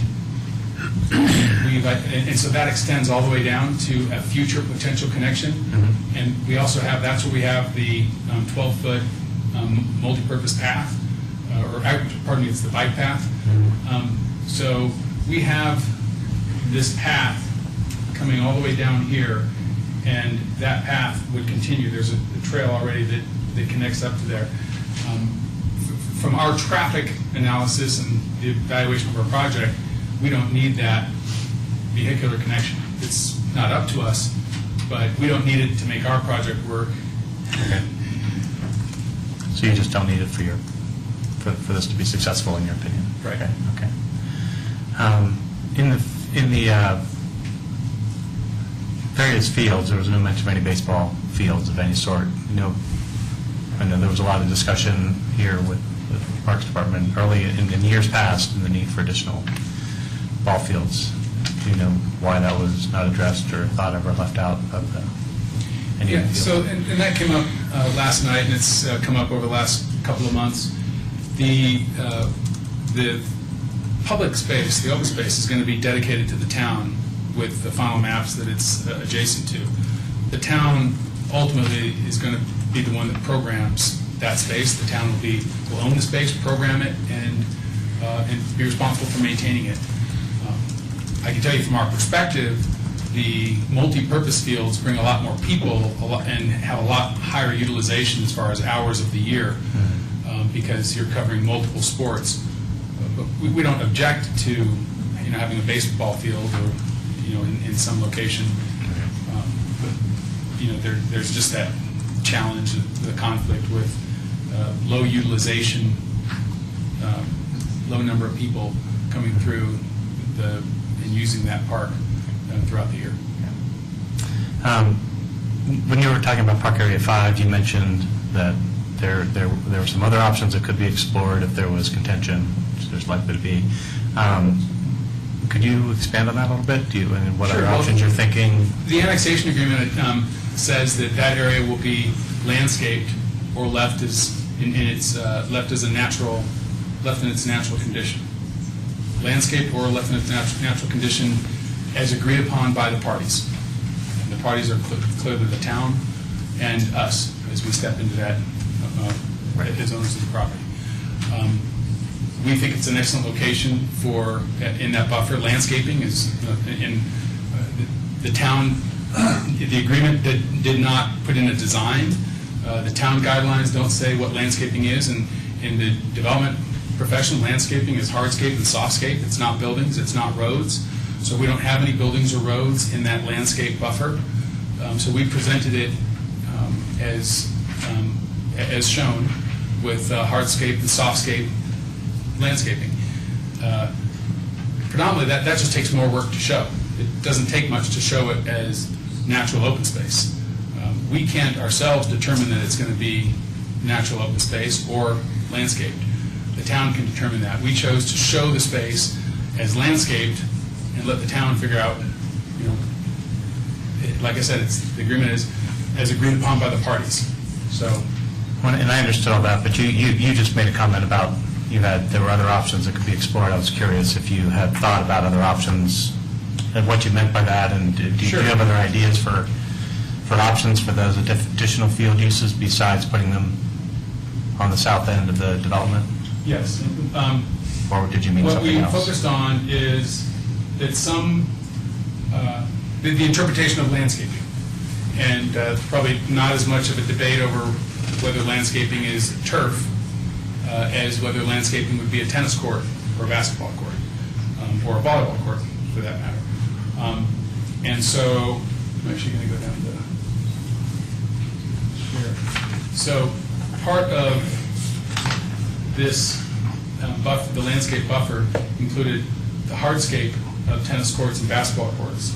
And we have the ability to move the hardscape up into the park number 3 area here. And we already show a volleyball court up here, but there is room to put in the hardscape portions of that park, if that's what the town so chooses.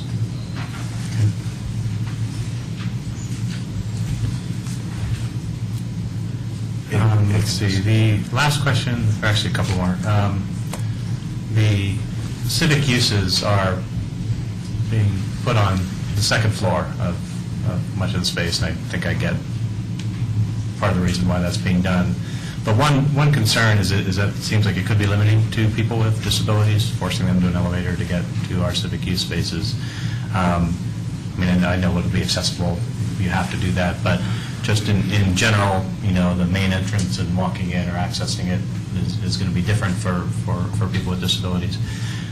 Do you have this in place in other communities, and how is it working? And are there complaints, or does it work well for people with disabilities to access second floor civic uses? Well, there's second floor civic uses all around the country. Americans with Disabilities Act is a federal law. You understood. And so there's those spaces. From courthouses to civic spaces. We could come up with a whole lot of examples to show you how we can accommodate. I understand second or third story. I understand it can and will be and must be accommodated, but it is an accommodation versus a natural entrance where everybody comes in. I'm just with ground level access, everybody comes in the same way. Well, I think, I don't know, do you typically see steps? And ADAs, I think it's a 4% grade, so, you see any building with, 1 step, 2 steps, it's going to have an elevator access or it's going to have a ramp. But it'll have to be elevator access if you're putting all our civic uses on the second floor. That's right. Correct. Okay. That's right. All right. And we've only identified 15,000 feet out of the 100,000 feet as second floor space. Okay. And that's only the space, that's really just to really activate the town square. And we look at that civic space as it could move around. The first option would be we're going to fill up the space. When we build space, it's going to be live. It's going to be occupied somehow, some way. Mm-hmm. If we have to, pay restaurants, which is something we have done in the past. We've paid restaurants to operate in the early years.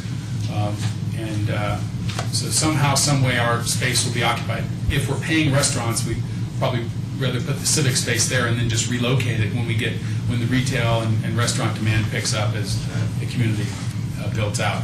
So that we see that just around that town core, that civic space could be relocated to make sure that number one is that the ground floor space, office, retail, residential, civic, is occupied, and there's not posters in the window. Okay.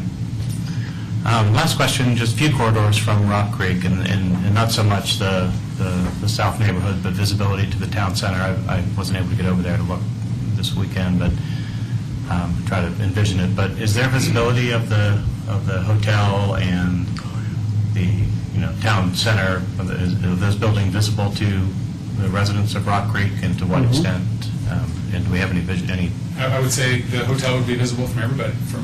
We're envisioning a 5 to 6 story hotel, up to 90 feet high, just for the hotel. So hopefully it can be seen from all over.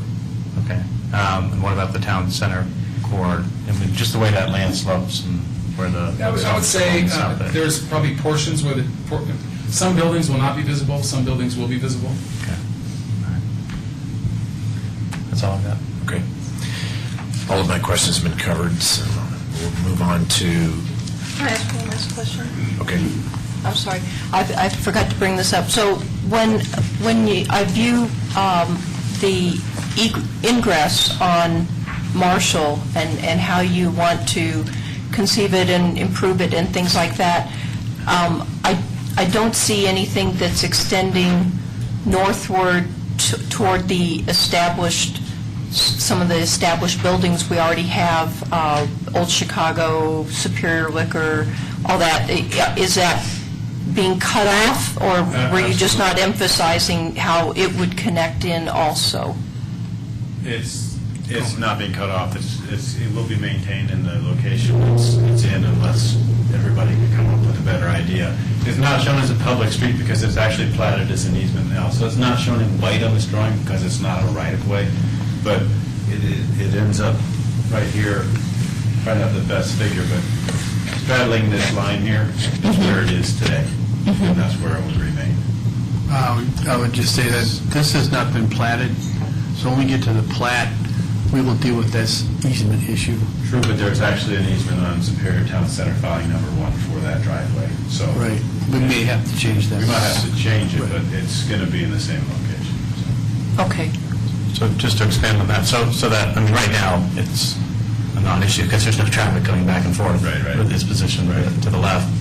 So you're saying in that plan that we have a busy, probably a relatively busy two-way street, and that would be a left turn, would still remain there into the Old Chicago Superior Liquor? There, yes.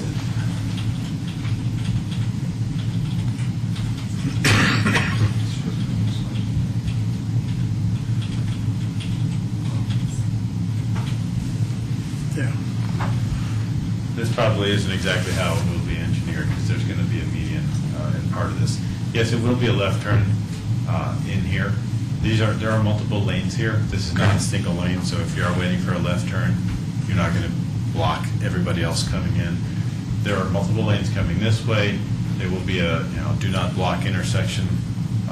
There are definitely some details that are going to need to be worked out to make sure that intersection will still function, but there's enough distance here for stacking, and if they don't block the intersection. Can you point to the hotel? That's the hotel area there. Okay. All right. Okay. Thank you. Okay, we have additional comments from staff. We don't really have any extra comments. I mean, most of our comments or whatever observations are in the staff report. Okay. Covering all these different areas, and we assume that you've read those, so to kind of conserve some time for the public. Okay. Comment, I would go with that. Okay.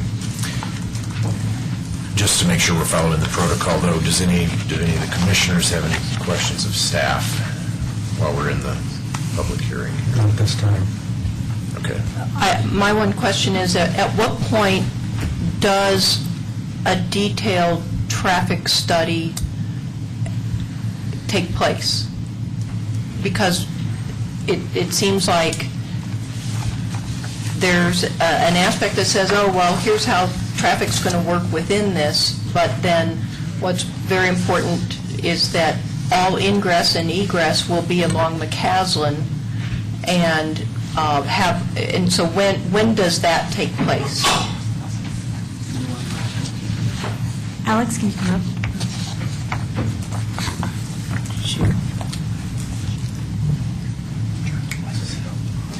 Alex Arenello, Public Works Director. We've been working with the applicant on a number of traffic issues where we've been concerned, first of all, from an overall standpoint, can the maximum amount of traffic or the maximum amount of development go on the site, and what problems what improvements would be necessary for the maximum amounts. Those details, like you had talked about, the actual access points, they come later on when we know what the users are and what the specific blocks are going to generate, then we can look at those types of access. So we've done probably an overall traffic study with this as well as with the transportation plan. We've anticipated these types of uses through the transportation plan and with the prior development. So we've accounted for most of the uses. Now it's a matter of the details. We do have this, in this case, Discovery Drive is another access point to McCaslin. We've always had the main access at the roundabout. We've had Marshall. We've always contemplated some connection to Coal Creek Drive. We know it may be controversial, but I think the way it's set up now, it's not set up as a route that people from outside the community could use. It's really serving to connect the communities, connect Rock Creek with the town core and with the marketplace. So it has a discontinuity in there, it's slow speed, so it's really serving to connect communities. So we have 4 different access points, which is dispersing the traffic. So we think from an overall traffic standpoint, it's going to function well. The details, I'm concerned about what you talked about the access point where Superior Plaza connects to Superior Plaza. That's an issue that we have to work out down the road. Well, there's that, but I guess I haven't seen really a transportation plan that has really modeled in, when I think of, the term's been used, carrying capacity, I very much think of that term when I look at Marshall and McCaslin and its carrying capacity and where it seems to stand today without the added stresses, and it's pretty maxed out at many times today. So, the traffic letter that you should have received had level of service analysis for Marshall McCaslin with the maximum. Was that today? Or yes. something? There's so much thrown at us. And the reason why it's so late is because we've had these land uses that we're trying to figure out what, the flex space. Yeah. How much goes to residential, how much goes to office, and we don't want to double count things. So we've been trying to make some assumptions about what could possibly happen and what's kind of the worst case. So that's in your packet and has level service with on Marshall McCaslin at the roundabout at a Discovery Drive.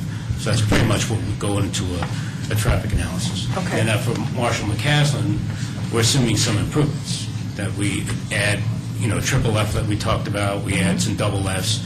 And even on, we don't, right now we have 3 southbound through lanes, but we're going to add a 3rd northbound through lane. So there are several improvements contemplated there. Okay. And in fact, we've applied for a grant through CDOT to make those improvements. So we've anticipated those, and they're contemplated, and they've been analyzed in that traffic letter. Okay. I'll take some time to read that. Just to follow up to that question, there, Alex, sorry. The Main Street access point, is there any thought to put how you're going to drive people to use that? I mean, anybody coming from, yes, that's going to help support people coming from Rock Creek, but if we've got regional draw of traffic coming, the temptation is going to be to make the left at Marshall, not to drive up to Main Street. Is there any thought on whether the Main Street traffic up there to use that entrance into the town rather than making the left at Marshall? So that seems like where we're going to have an issue. Yeah, I think short span there to back signage. Up. Good signage. Go that way. Yeah. Keep going. Yeah, I think it'll be easier to go through if you're coming southbound from US 36. Be easy to go through Marshall and then make the entrance through the roundabout into Main Street. That'll be an easier route to make. So Main Street will be the roundabout, which in theory will flow a little bit easier. Maybe people will learn, adapt, and go that way. Okay. All right. I keep going, or you? No, I'm good. And Fred, on drawing figure, I'm talking about the 200, 300-foot buffer on the south end of town where the where the ball fields are proposed currently. It's Figure A, land use concept block diagram in our drawings. The one that actually shows the fields and shows the buffer lines and all. So in that drawing,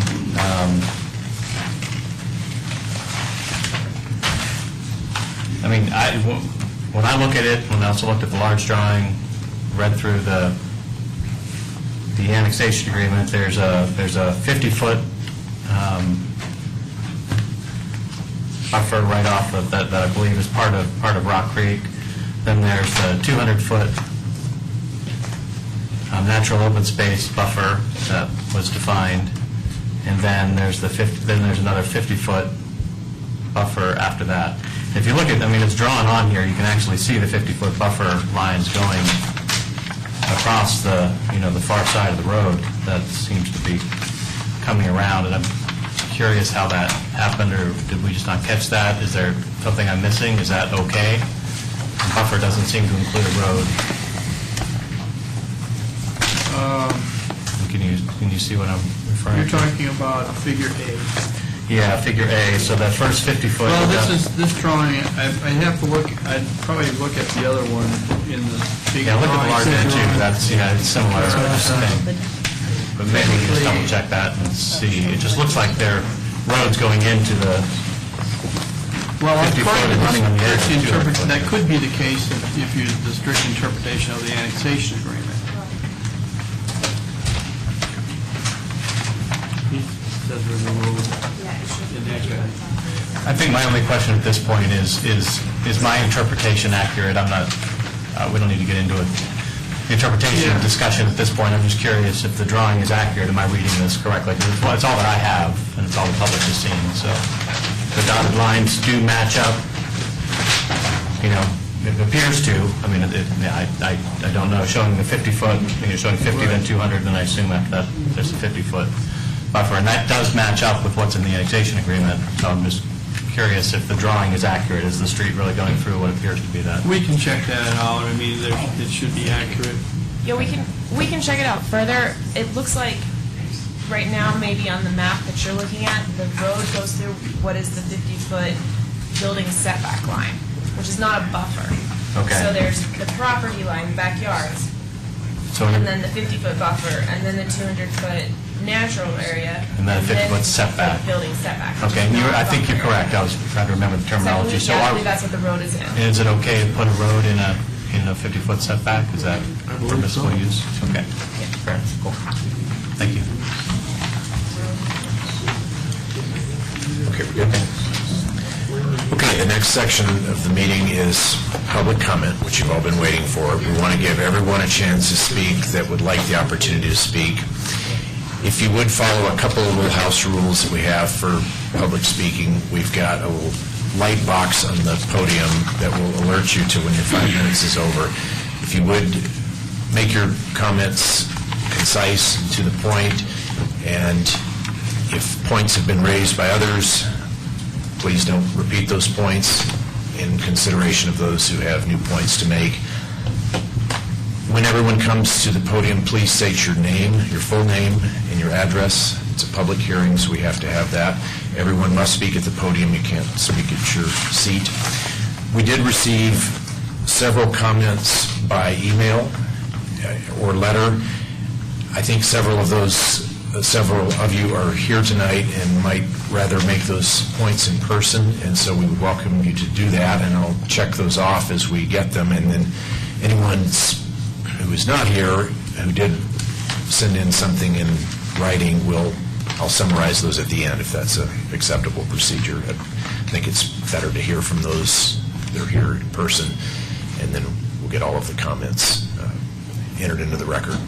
So if you just give maybe a hand wave for whoever wants to start first, and I'll call on you, and you can come up and we can go from there. In the back.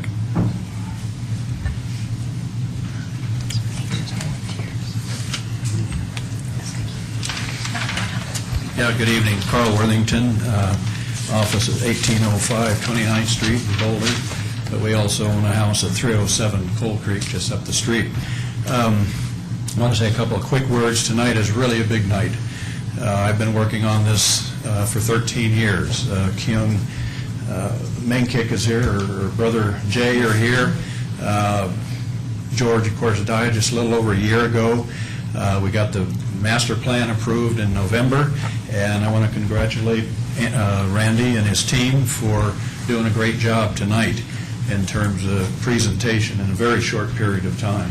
It's very difficult for all of you to absorb all of this. I did send you a memo this afternoon. I'll go through it really fast. You've touched on things a little bit.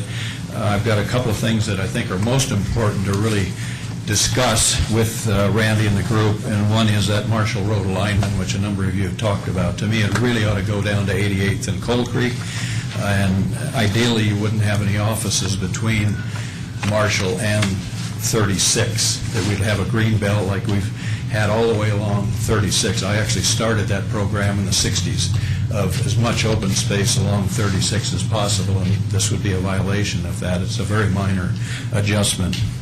Number two, I think the Main Street Plaza, I'm glad that there is a plaza in it.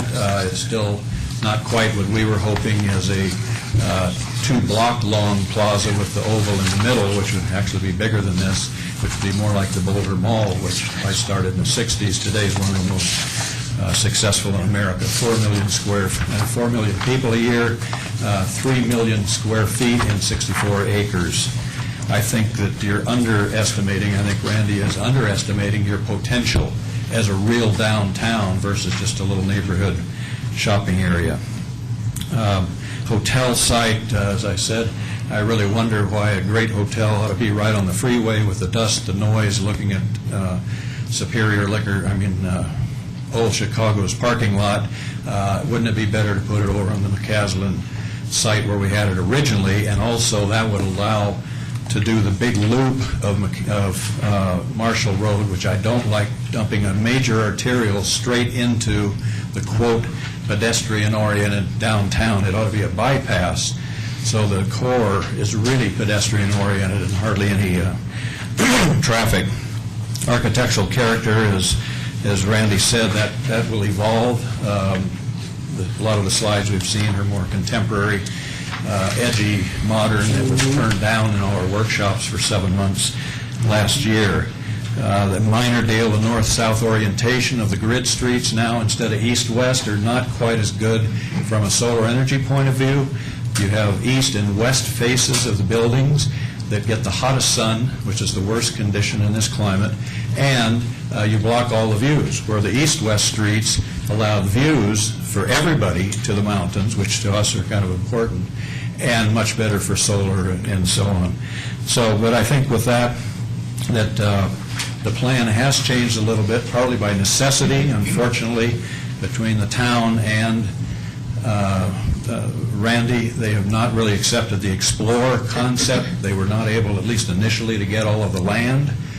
It looks like maybe they have it now. But unfortunately, that's taken a huge piece out of the puzzle, because that would have energized. Retail would have been a national destination.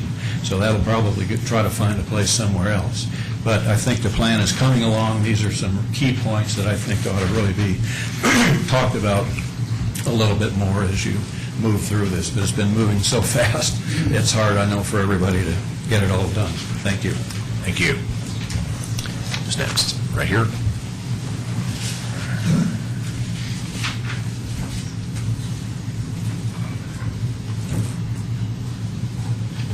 Good evening, and thank you very much for your service to the town. I served on the town, my name is Karen Burowitz. My address is 967 East Carvel Place. I served on the town board for 8 years and helped create the vision that we talked about tonight. I actually really approve of the changes that were shown and the architecture that was shown. The design elements were all beautiful. And the density looks great. Everything looks great on the northern edge. My concern is with the southern edge, which my property, my home abuts to. And I was around when we created the annexation agreement over 15 years ago. And I think that most of the things in the annexation agreement are covered except for some really, really important things. And number one, in the annexation agreement, under item number 10, and this is the most relevant and important requirement of this agreement, and it wasn't brought up tonight, is that the building heights and view corridor requirement are acknowledged. The annexation agreement says that there will be a view study to determine the height limitation and building locations within the view-sensitive area, so that no building shall exceed or block views from the residential areas abutting this development. So this study hasn't been done, and there's no mention of it being done, and there's a lot of talk about building 3-story homes on a sloped surface behind our homes. This was something that was promised and now ignored. The next thing is the buffer area adjacent to the residential area. The US 36 buffer is not an issue for us. If the developer wants to put office, in my opinion, if the developer wants to put office along 36, it would buffer noise for us. If the town decides you want to keep that open, maybe you could put the fields that are designated by this plan to be behind our homes, maybe you could put those along 36. But contrary to what the developer said tonight, there should be no misinterpretation about what natural landscape is in our town. We spent many, many hours talking about what that is. And it is not a volleyball field, rugby, tennis, anything like that. And also in the annexation agreement, on page 5, section 11, number 1, it clearly says, in the 200-foot buffer directly adjacent to the residential area, no buildings or any other improvement shall be constructed on the property within 200 feet of the south boundary. The town may construct a pedestrian trail to access this buffer, and I think there would be support for a trail, but I don't think there's support for fields. In fact, I think you're going to find quite a bit of people upset about that. Also, in that 50-foot buffer adjacent to the 200-foot buffer, it does mention the landscaped area where the road is planned. So that's what the developer was talking about when he said it mentions landscaping in the 250-foot buffer. It's actually in the 50-foot buffer adjacent to the 200-foot buffer. I think that there's a lot of support for trails. If the view is maintained along that corridor, it'll be a beautiful trail for the whole town, not just for residents adjacent. And in the study survey that was done for the Parks, Recreation, Open Space Trails plan, master plan, the most important thing to residents in town, current residents, are trails, by far. Fields we're at 10% or less as far as popularity.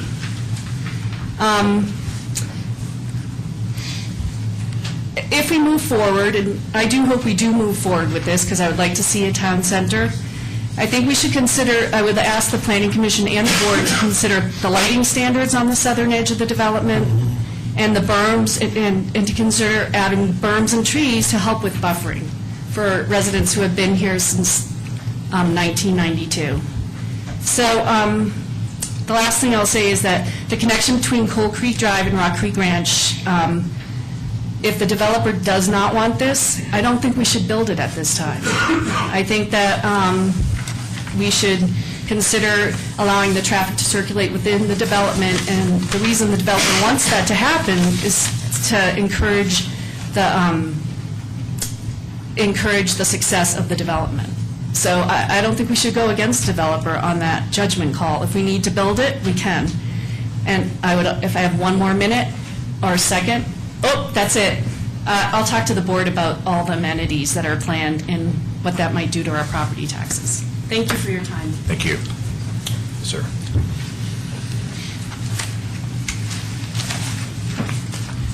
My name is George Eckes, and my son and I have lived at 705 East Wiggins for the last 18 years. I can't tell you how much I've enjoyed looking out in my backyard to the open spaces of coyote puppies, bald eagles, even the dreaded prairie dog, and even seeing the change of colors on some of those diseased trees.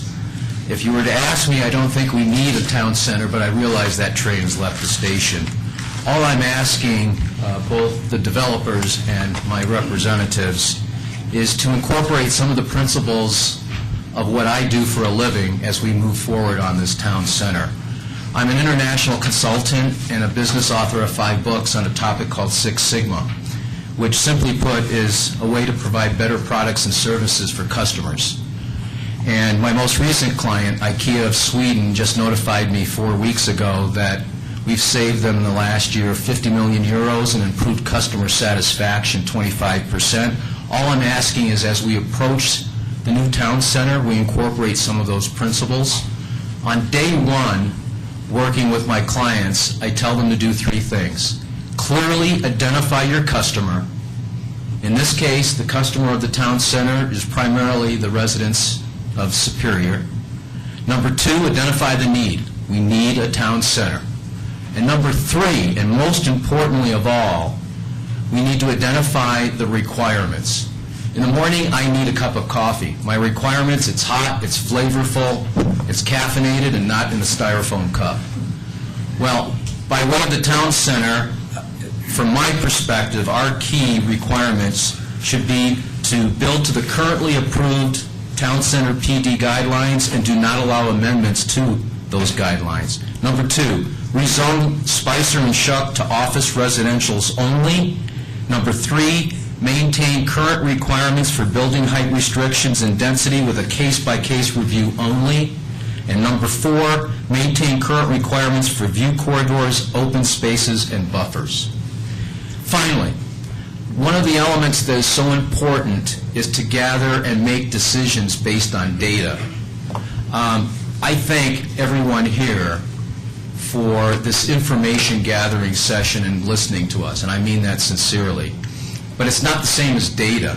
What I hope we would do, we've got a very clear perspective of what the supplier wants to provide us as customers, but I hope what we do in the near term is collect a representative sample of our customers, Superior residents, and collect quantitative data about their requirements, about the need for a town center. I thank you.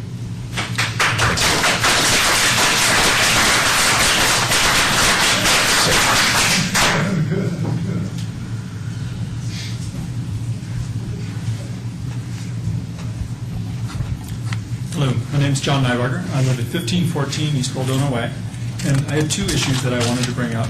The first one is the road possibility of a road connection to Coal Creek Drive.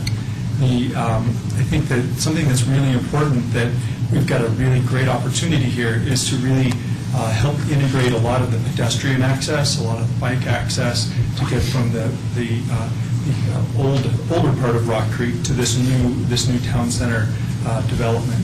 And I think by putting having a road connection that might eventually go in there is something that we should attempt to direct, maybe in other directions, maybe a connection to 88 if traffic analysis indicates that such issues might arise. The second issue that I'd like to bring up is a quick little background. I was on the Open Space Advisory Committee from 2002 to 2012. I was the chairman for 6 years. I was also on the Parks and Rec Open Space Advisory Committee, Parks and Rec Open Space and Trails, Advisory Committee for 2003 to 2012 as well. And something that we had always considered when we were looking at open space in the town is this buffer that was on this parcel to the south end. So when we were doing our analysis of all the properties, which we put into a master plan summary report for open space in 2005, included that important buffer. So we looked at that annexation agreement. That was sort of a piece that we wanted to make sure that stayed protected. So thank you very much. Thanks, John.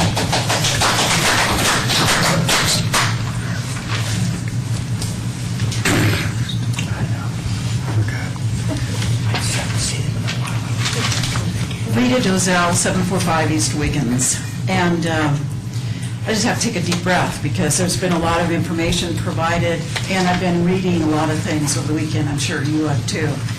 Since last Thursday at 4 o'clock when I got most of this information provided to us. because I've been asking for it for a long time, knowing that this zoning request was coming before the board, this commission, I'm sorry.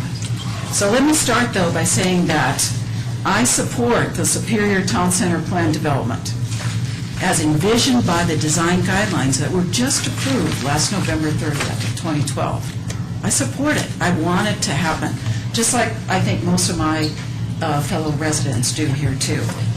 However, the plan development that we've been talking about tonight and what's depicted last night in the meeting that I came to by the developer is an amendment that creates something that is no longer the Superior Town Center that we've all envisioned for the last 15 years. What is being proposed by the developer is a higher density residential development with a town square on one end and a plaza, or a pocket park, I should say, a little village green on the other. Now, I can understand when the developer says that building the town center to meet our approved design guidelines may not be feasible in this current market environment. I can understand that. But instead of blanket approving all these suggested changes to this design guidelines that we took years to create, I think we must carefully think about what's being proposed, review each of those changes for its significance to our vision, and then to determine if that change will still be in the best interest of the town of Superior. Or more simply, will we be able to live with it? Will we be able to live with the change to our vision that's being proposed by these changes to our approved guidelines? What's being proposed here is not a PD plan. This is a change to the vision for our PD. A PD is not a plan. It's a planned development concept. Now what we need from the developer or the applicant is a plan that details out all of these things that they've been talking about in excruciating detail. There's 22 elements as defined by our Town of Superior code that's required in a plan. This is not a plan.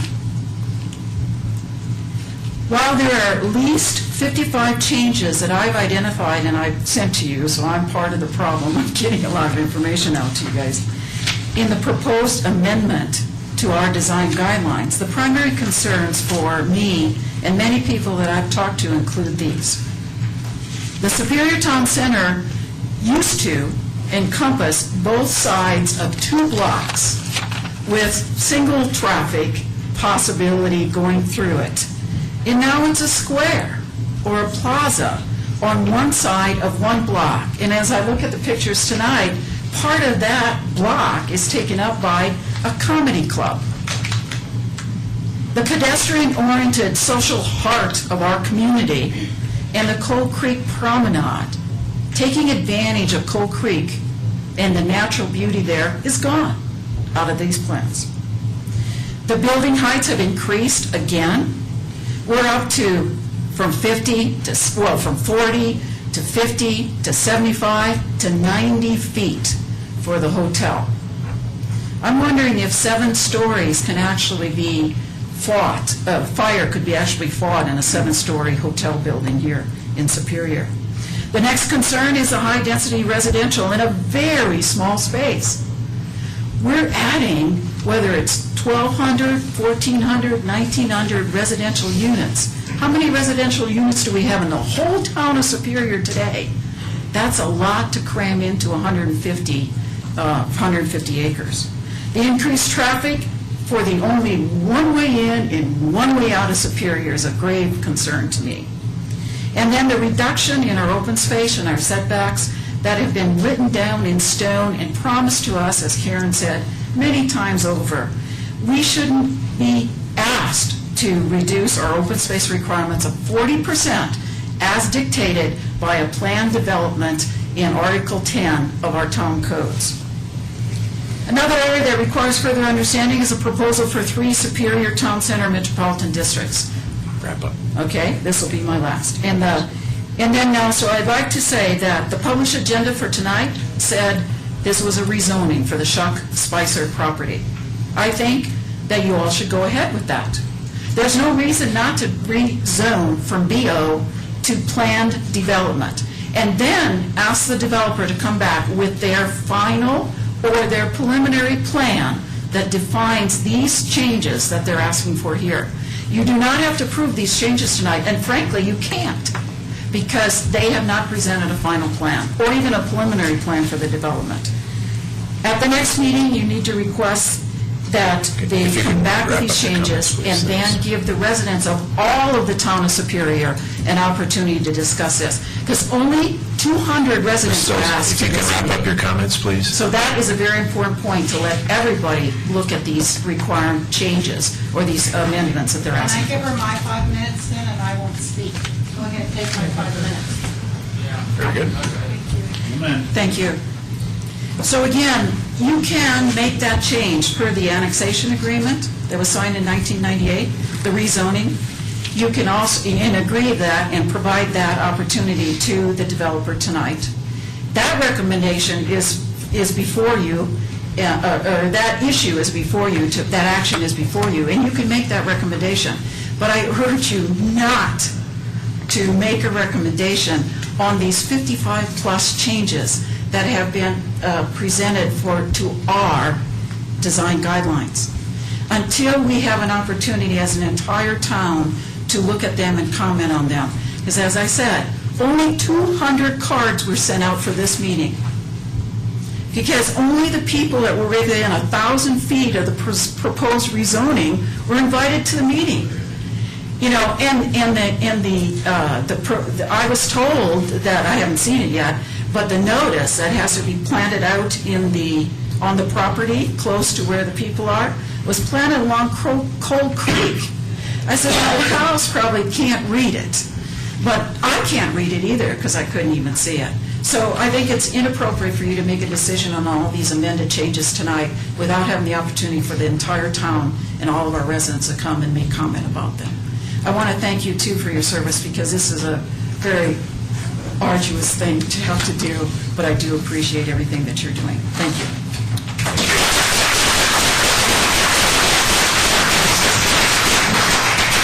Next.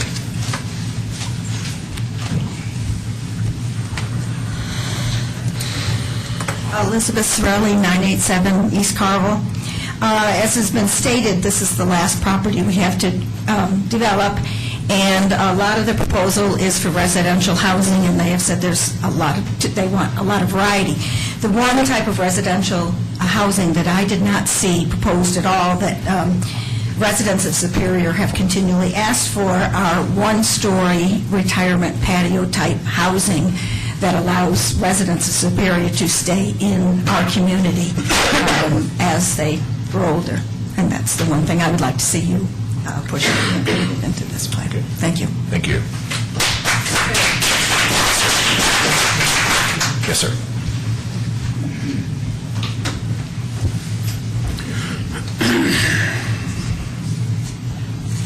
Bear Owen, 16025, Quandary Loop, Broomfield.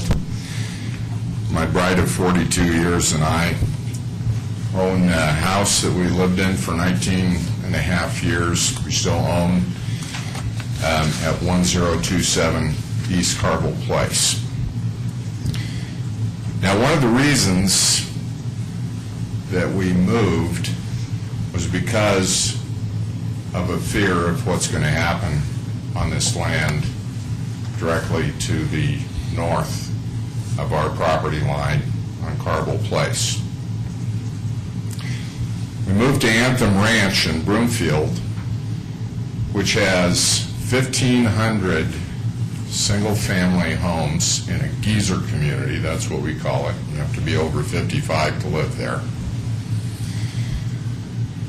And they're crammed into a space that's about 5 times as large as what they're talking about putting 2,000 or 1,900 townhome units in. I agree with everything that's been said so far about residents, or by residents, about building heights, view corridors, all the stuff that we worked so hard to incorporate into the 1998 annexation agreement. But in addition to that, as a real estate broker, I want you to know that if you put that kind of high-density property in this proximity to Boulder, I'll be able to sell that stuff all day long. And I can assure you, within 5 years, it'll be 50% rental properties or more. Now, is that what we want to do on Rock Creek, its north border? We're talking about oil and water. It's a clash of cultures. It's an aesthetic clash, and I think it's a potential disaster. I agree with Betsy Sorelli when she says that this town has a crying need for geyser properties like we moved to because they don't exist in Superior. We didn't want to leave Superior. We love it here. So those are my views. I agree with what Rita had to say. I think it's premature, and I oppose the rezone until the developers present a complete plan rather than some concept with flexibility in it. We all know what can happen in a situation like that. Thank you. Thank you. Yes, sir, in the back.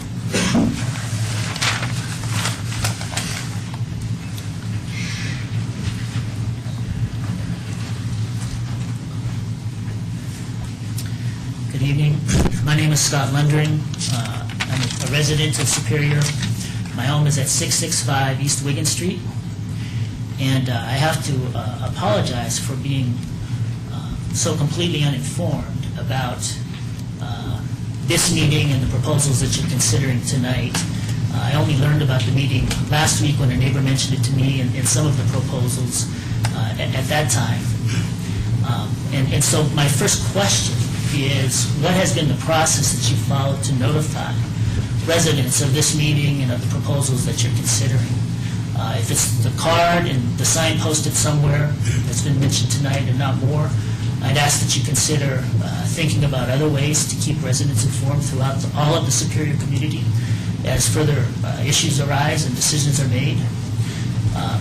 Second, it's been interesting to listen to these proposals tonight, and I've had to wonder why we're doing this, including the extension into the south zone of up to 2,000 residences. I really enjoy living here in Rock Creek Park. I think it's a beautiful place. I'm really proud to be here and enjoy bringing friends and family to come and stay here. And it's not clear to me what the benefit is to the people of Superior. And I have to assume that the reason that we're doing this is because there is a benefit. It's a benefit to the residents of our town. And if that's the answer, then I'm wondering how we know. Have we done a survey or surveys? Is this something that's coming up for a vote that we can all comment on in a formal way or not? Thirdly, I guess I'm wondering who's funding this development. And I have to assume it's the developers and their investors, since they clearly stand to gain. And I guess I'm wondering what sort of due diligence has been done to confirm that they have the financial wherewithal to carry through the full development. And with apologies for sounding like a lawyer, but as an attorney, I often get involved in putting together complex contracts and necessarily think about what happens when things go wrong, what happens when one party doesn't deliver on their promises. And so I'm wondering to what extent the Commission is anticipating asking for guarantees, financial guarantees, performance bonds put up by the developer to ensure that they actually deliver and that there is some recourse to the town if they don't. Finally, just a couple of comments. I haven't heard any mention of schools tonight, and I'm curious to know what the plans are for educating the various children that come in with this increased population that arrives in Superior. It seems to me like that's a pretty critical point that I haven't heard addressed. Maybe it's in the plans, but I haven't heard that addressed. And then finally, a comment that I'm concerned about any diminution in the buffer between those residents who have homes that border along that southern zone and the new development. So any decrease in the space and any change in the quality of the land from what's been previously approved. Those are the comments. Thank you.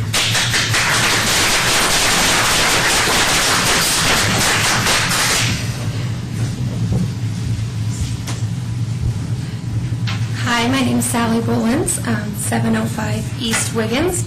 I apologize, I'm a little nervous. This is the first time I've ever spoke at a public hearing.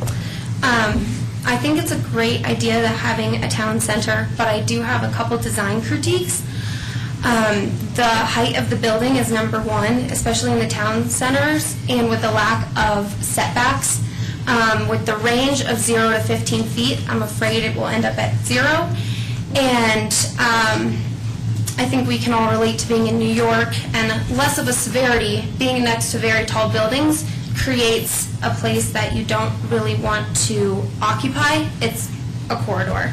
And this town center is occupied on 3 sides by very tall buildings with very minimal setbacks. Also, along the pedestrian corridor, there are minimal setbacks as well, and a lot of trees proposed. And between the trees and the buildings, that's going to create a very dark and kind of clouded space that might not be, or achieve the things that they want to achieve in an area like that. Also, I wonder why the stream has been neglected. To take inspiration from Boulder, Boulder Creek acts as a huge membrane to Boulder for bike, pedestrian traffic, as well as a lot of unprogrammed activities, swimming, tubing, and I'm wondering why it's been ignored in this space. Also, I understand the need to have a bike connection north to south, but as well as east to west would be great, especially along the path, because not all people bike along roads or like to bike along roads. Also, I wonder a lot about the topography on the southern section with the proposed townhomes and such. How is that going to affect the sunlight exposure to the garden floor of the townhomes? If they're going to build up with the elevation, are they going to cut into the elevation or do a combination of cut and fill? Altering topography is very expensive, and I think it's something that needs to be considered, as well as the natural habitat now has created a way to maintain and mitigate erosion. And I think for this project to be sustainable for the future, we need to think about how to keep that intact. And by unsettling that environment now leads to a lot of iffiness on how that's going to last in the future. Also, in the town square, there's like a lack of vistas, I call them, but views nonetheless. The entrance proposed off of McCaslin of Main Street is occupied by office buildings, which they block the view of the Flatirons as well as don't really let you see what you're getting into. Like, there's nothing in the entrance that leads you to believe something is happening in there. It cuts off the view and it segregates it from anything. And I think that's something important to consider. I also wonder about pedestrian traffic from RTD, where the bus stops are, and how those people will walk into the community, how they will get out. I see a lot of focus on autos, how they're going to enter, but I don't see a lot of focus on how pedestrians are going to enter the space and how they're going to exit and how that's going to be effective.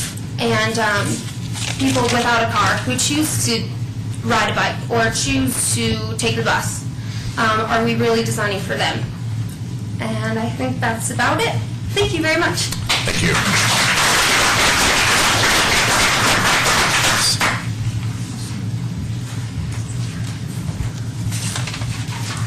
Hi, I'm Suzanne Meehan, and we're at 904 South Wiley Court, and we also have a property at 2465 Clayton Circle. So my family, we've lived here about 16 years, and I think most of the community really supports a town center. I mean, my friends, we've all talked about it, but I think the vision of what the vast majority of Superior wants is a place they can bike down to and have dinner, have a drink, go for ice cream, go for coffee, go to the fields, all this of that. What I see in this, and something similar to downtown Louisville, which is amazing, and people in Superior love to go there, downtown Boulder. This, to me, is a massive residential apartment building with some restaurants below it. And when the builder says you're not going to get the retail because you have maybe some empty retail across the street, the town center retail is a totally different sort of retail. It's boutiques, it's nice restaurants, it's an ice cream store. You don't walk around the existing town center. You go and you do your business. I'm there all the time, but I go there for a totally separate reason. I wouldn't bike down to Costco. And so when I look at this design, I feel like we've lost totally the vision of what people want. This is a maximum density, massive amount of condos. There's no single-family homes, patio homes, for sure. Patio homes is what we need. People are starting to get to the point where they want to downsize. They want patio homes, single-family homes. We don't need condos.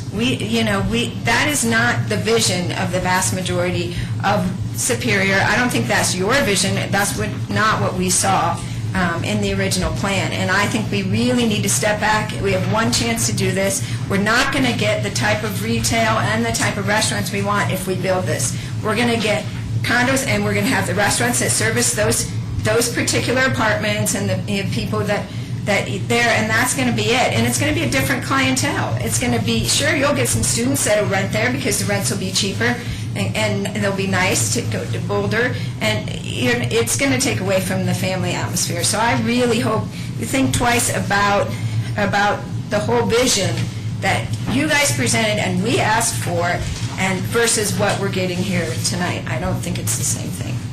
Thank you. Yes, sir.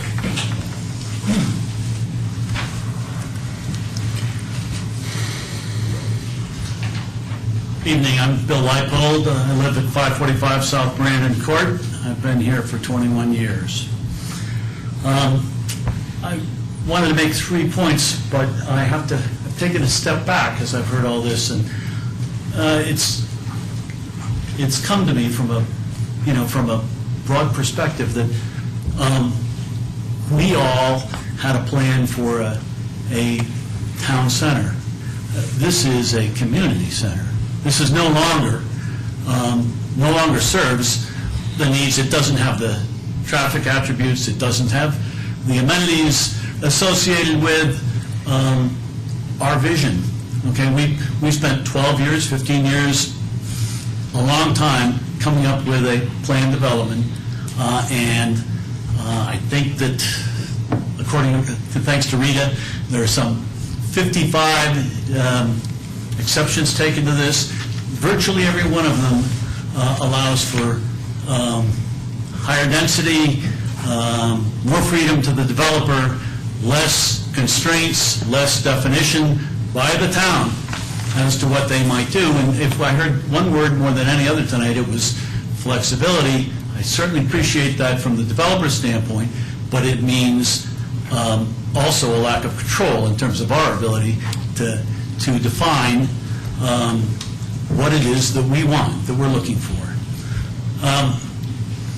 I think we're all proud of the fact that, Money Magazine has named Louisville #1, and I think it was Superior #8, best small town in America. Certainly, there's no doubt that this has helped our real estate values here.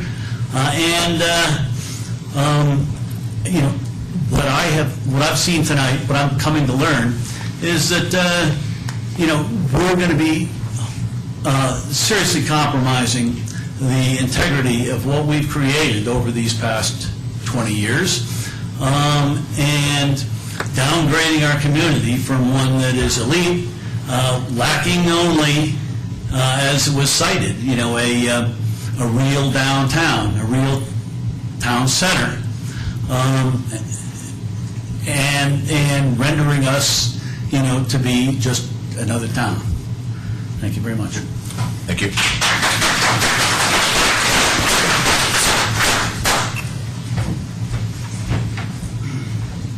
David Taylor, 725 East Wiggins.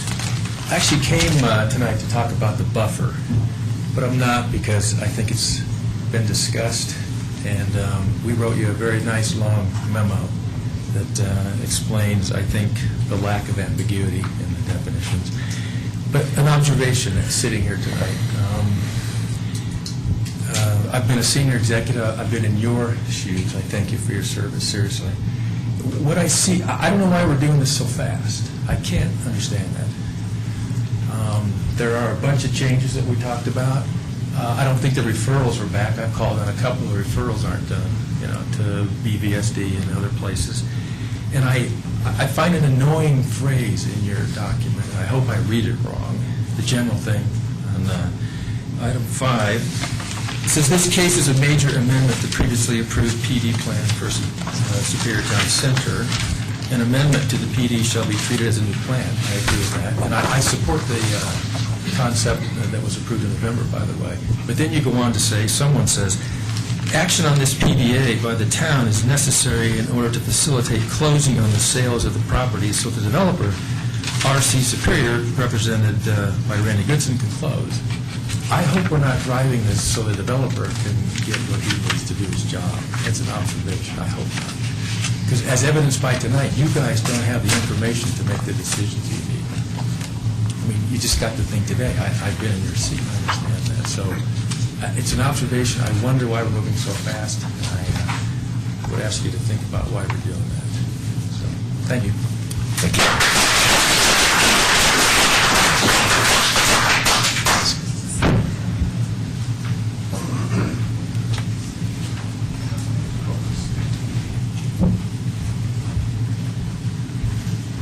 Jim Payne, Clayton Circle Superior. I chair the Parks, Rec, and Open Space and Trails Advisory Committee to the board, and I'm also on the board of the Rock Creek HOA. And I'll be very brief, and it sort of plays to what David's just said and Bill before him. One of the reasons that I've learned that Superior is the town that it is the process and the public input. We're still very much a small town in many ways, and that allows people to have their input and to study things and to provide some good constructive suggestions and sometimes criticism. Normally, when something gets to this stage, it gets to you, you've had advisory committees review it. None of that has happened. We have not had, it's been presented to us 2 or 3 days ago. We have not had time to absorb it or rule on it or make any comments. So I'm urging you, as I will urge the board, to take the time to allow that process, even if it's an abbreviated process, to go forward. And I would say the same thing for the HOA. Rock Creek HOA has among its members over 9,000 people, almost 3,000 homes that will integrate with this new community, or I hope it will integrate with this new community. We have not had the opportunity to review this, to discuss it, to provide some, I think, constructive input that can be provided from the HOA. So it's my hope that we give the process a little bit more time to work, and I appreciate the job that you have before you. Thank you very much.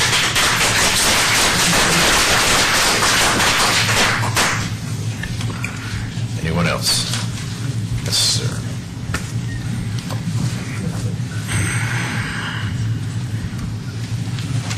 Martin Simpson, 865 South Pitkin. I've been here from 92, one of the original ones here. And I don't think we need a new town hall. Everything's behind it, handed out here since 21 years and done a good job. We need only a bigger place. It's a deplorable place. It's all we need.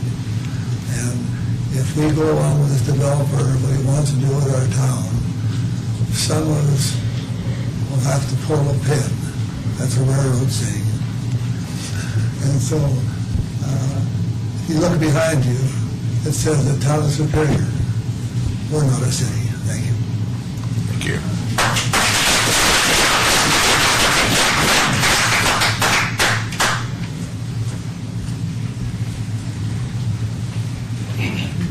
Ben Brandt, 855 South Pitkin. Somebody brought up the topic of schools and the effect on those. We have a daughter who just graduated from Monarch High School, and we've been thrilled with the schools that she's had here, Superior Elementary, El Dorado, and especially Monarch High School. However, I can tell you that Monarch High School is at or near capacity, regardless of what Boulder Valley schools may think. It's getting cramped there, and any additional students are just going to decrease the quality of the education there. And you've also heard from at least a couple people suggesting that more dedicated senior homes in this, single-floor homes would be desired in this area. And I think that if you did that, it would accomplish two things. It would accomplish a need for more senior housing in this area, as well as decrease the pressure on the schools that the current development might cause. So I would, even though it may decrease the density and the number of units available for sale, I think it would overall be to the benefit of everybody. I think there's definitely going to be a market for single-family or single-floor senior housing in this area, and then you don't have to worry about the schools. Thank you.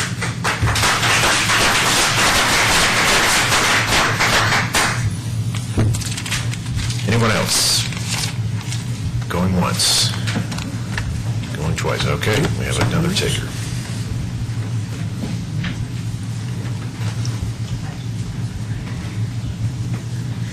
Jill Kenny, 903 South Wiley Court. I think the reason you see so many people from our section of the neighborhood is because we're the only 200 homes that got the notice. So I stand here, like some of my colleagues, and say, we need to notice the entire town, and not just the cows. The second thing is, I heard tonight, I'm concerned about building in a floodplain. That doesn't sound like a logical thing for me to hear, and that the town should be doing. So I think we should look more into that. And flexible buildings, what is that? Exactly what does that mean? Does that mean it can be residential? It could be office? I think that the proposed PD plan that Rita referred to earlier requires that the developer actually develop a proposed PD plan, and this is what my husband and I said to you today, and then share that with us. And there's 22 elements of that plan, and those have not been addressed. And so I think it would be wrong to make a decision until we have a full understanding of the proposed PD plan. Thank you.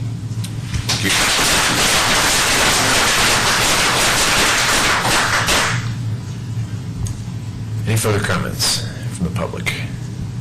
Okay, sir.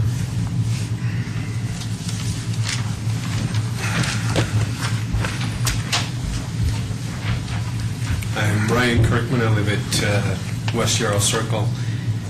And in my line of work, we usually identify the problem first and try to meet the requirements of the issue.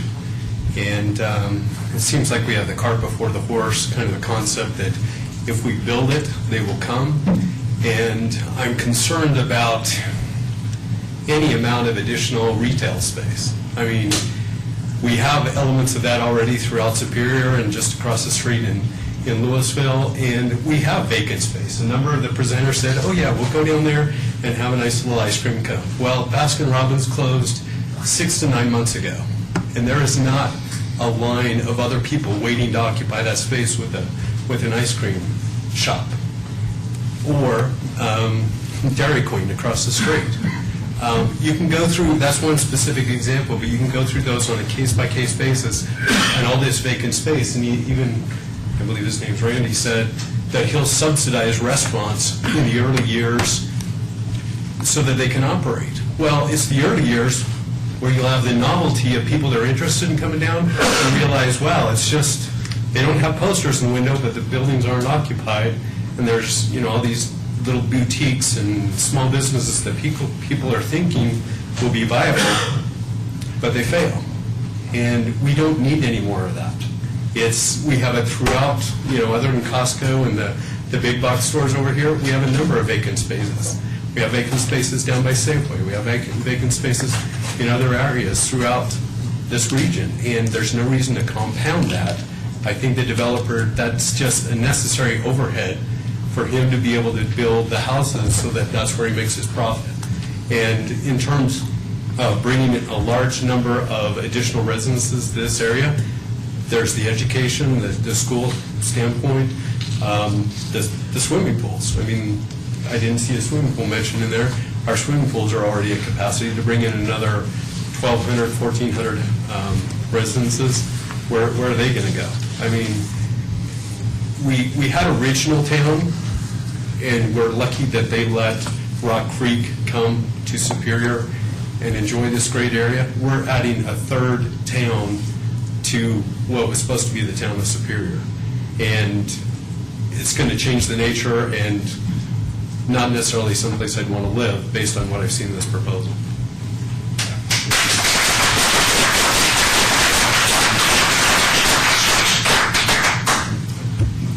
Anyone else have any comments? Any further comments? Okay, I'm going to read two comments that came in via email. We had some correspondence from the Hayes Law Firm regarding mineral rights. There's a law firm that represents the owner of mineral rights, and they're just stating in this letter that they have not concluded an agreement that will accommodate the mineral rights for the property, so that's an outstanding item. And then there was an email from Peter Messimer, Superior Liquor, concerns about the future short north-south connection road between Marshall and Superior Plaza Way. We did talk about that a little bit during the presentation, and the staff's response was that there's work to be done on that connection. So that's it for the public comments portion of the meeting. There is an opportunity for the applicant to make any final comments, rebuttals, if you'd like to address any of the points that were made during public comment, or just make any final remarks before we close the public hearing, you can do so now. Mr. Chairman, before you do that, the written comments that were submitted, the folks that stood up and summarized those are also part of the record. Correct. Thank you. Thank you, Mr. Chairperson. A couple of comments. In our PD, we've identified the view corridor that is part of the annexation agreement, and we are completely complying with the annexation agreement with respect to the southern properties as I identified in the main presentation. We are proposing to put office in a portion of a corridor that was preserved along the 36 to buffer the residential portion. And I'm looking for the page on the PD. Jim pointed it out to me. Maybe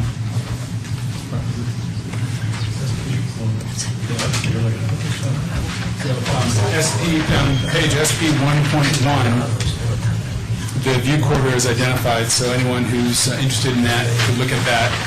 We are not seeking to change or amend the annexation agreement for any element other than the location of office along the US 36 as shown in our PD.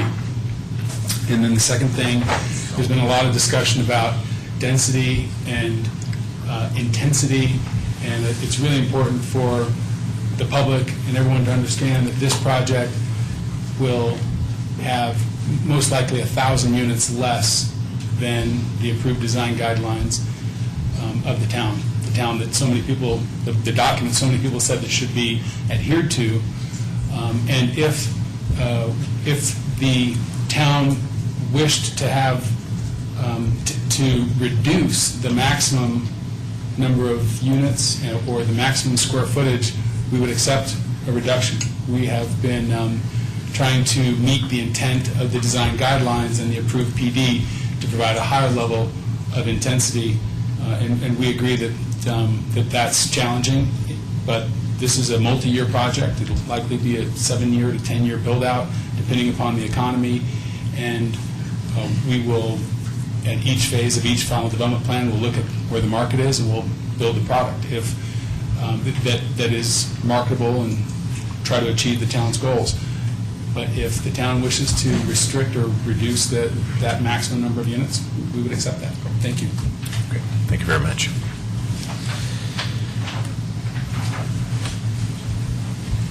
Okay, if there's no further public comment, the public hearing is now closed. Okay, at this point, in our agenda is time for comments from the commission. We're at 10:05, and I can see discussion from the commission going perhaps more than we all want to sit here, so I'm thinking it might be a good point in the meeting to discuss possibly continuing the meeting to Thursday. Just wanted to get the commissioner's input on that. I would agree with that. We had provided for a second meeting in connection with our purpose today, and we've been at this for 3 hours, and there's still plenty of things to digest that we got at the last minute, so right. I think sleeping on it before we meet again and start kicking things around would be productive. Okay. Okay, any comments from staff on that? You may want to discuss and clarify whether the commission wants to reopen the public hearing comment portion, or if the next continued meeting will just be for commissioner discussion. Okay. I think given that we covered all the comments that were here tonight. Can we all weigh in on that? Should we? Go ahead. I would like to reserve the right to reopen it, should we deem it appropriate. Speaking of Mike, please. Sure, I'm sorry. I would like to reserve the right to reopen it, should we deem it appropriate. Okay. I mean, the comments about, sorry, my mic wasn't on. Just considering the comments about who was notified and how well this was publicized, and I know we do publicize in a variety of different ways, but it does require that you're looking, and so and so if you're not, it's easy to miss this, and things like this, and this is huge. I mean, this is enormous. This is life-changing for our town, and so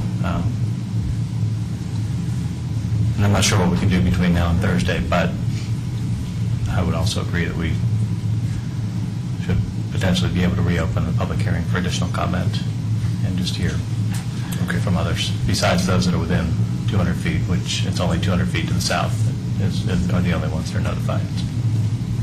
Okay. Okay, I think that's certainly fine. So we will have the right to reopen the public comment portion at the hearing.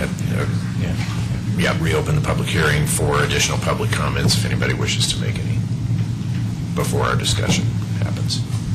Do we want to do that now? Is that what you're saying? We open the public hearing now, or wait till Thursday? Wait till Thursday. Right. Should we reopen it now so we know it's a continued hearing? Does it matter? It doesn't really matter. Just have it on the agenda for next time. It's possible that the commission will reopen the public hearing. Okay. What I had contemplated was that we're going to meet have a private meeting in effect on Thursday, and I can tell that we're going to discuss certain topics that have been raised tonight, and I think during the Thursday meeting we may want to re-examine the whole process that's taken place so far, and have the right to reopen it, or maybe republicize it, or a combination of the two. I just want to, we use the term flexibility all during this meeting. I'd like us to have a little flexibility.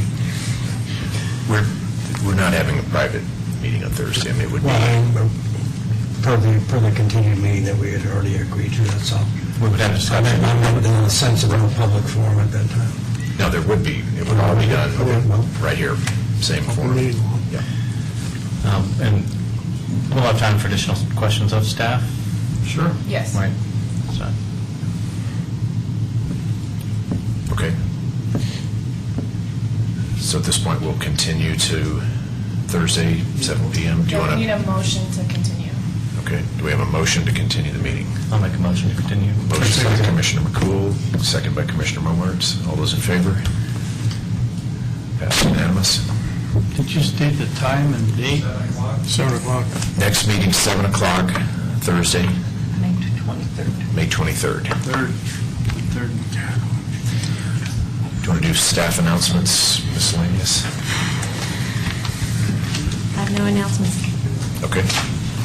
Good, thanks, meeting is adjourned.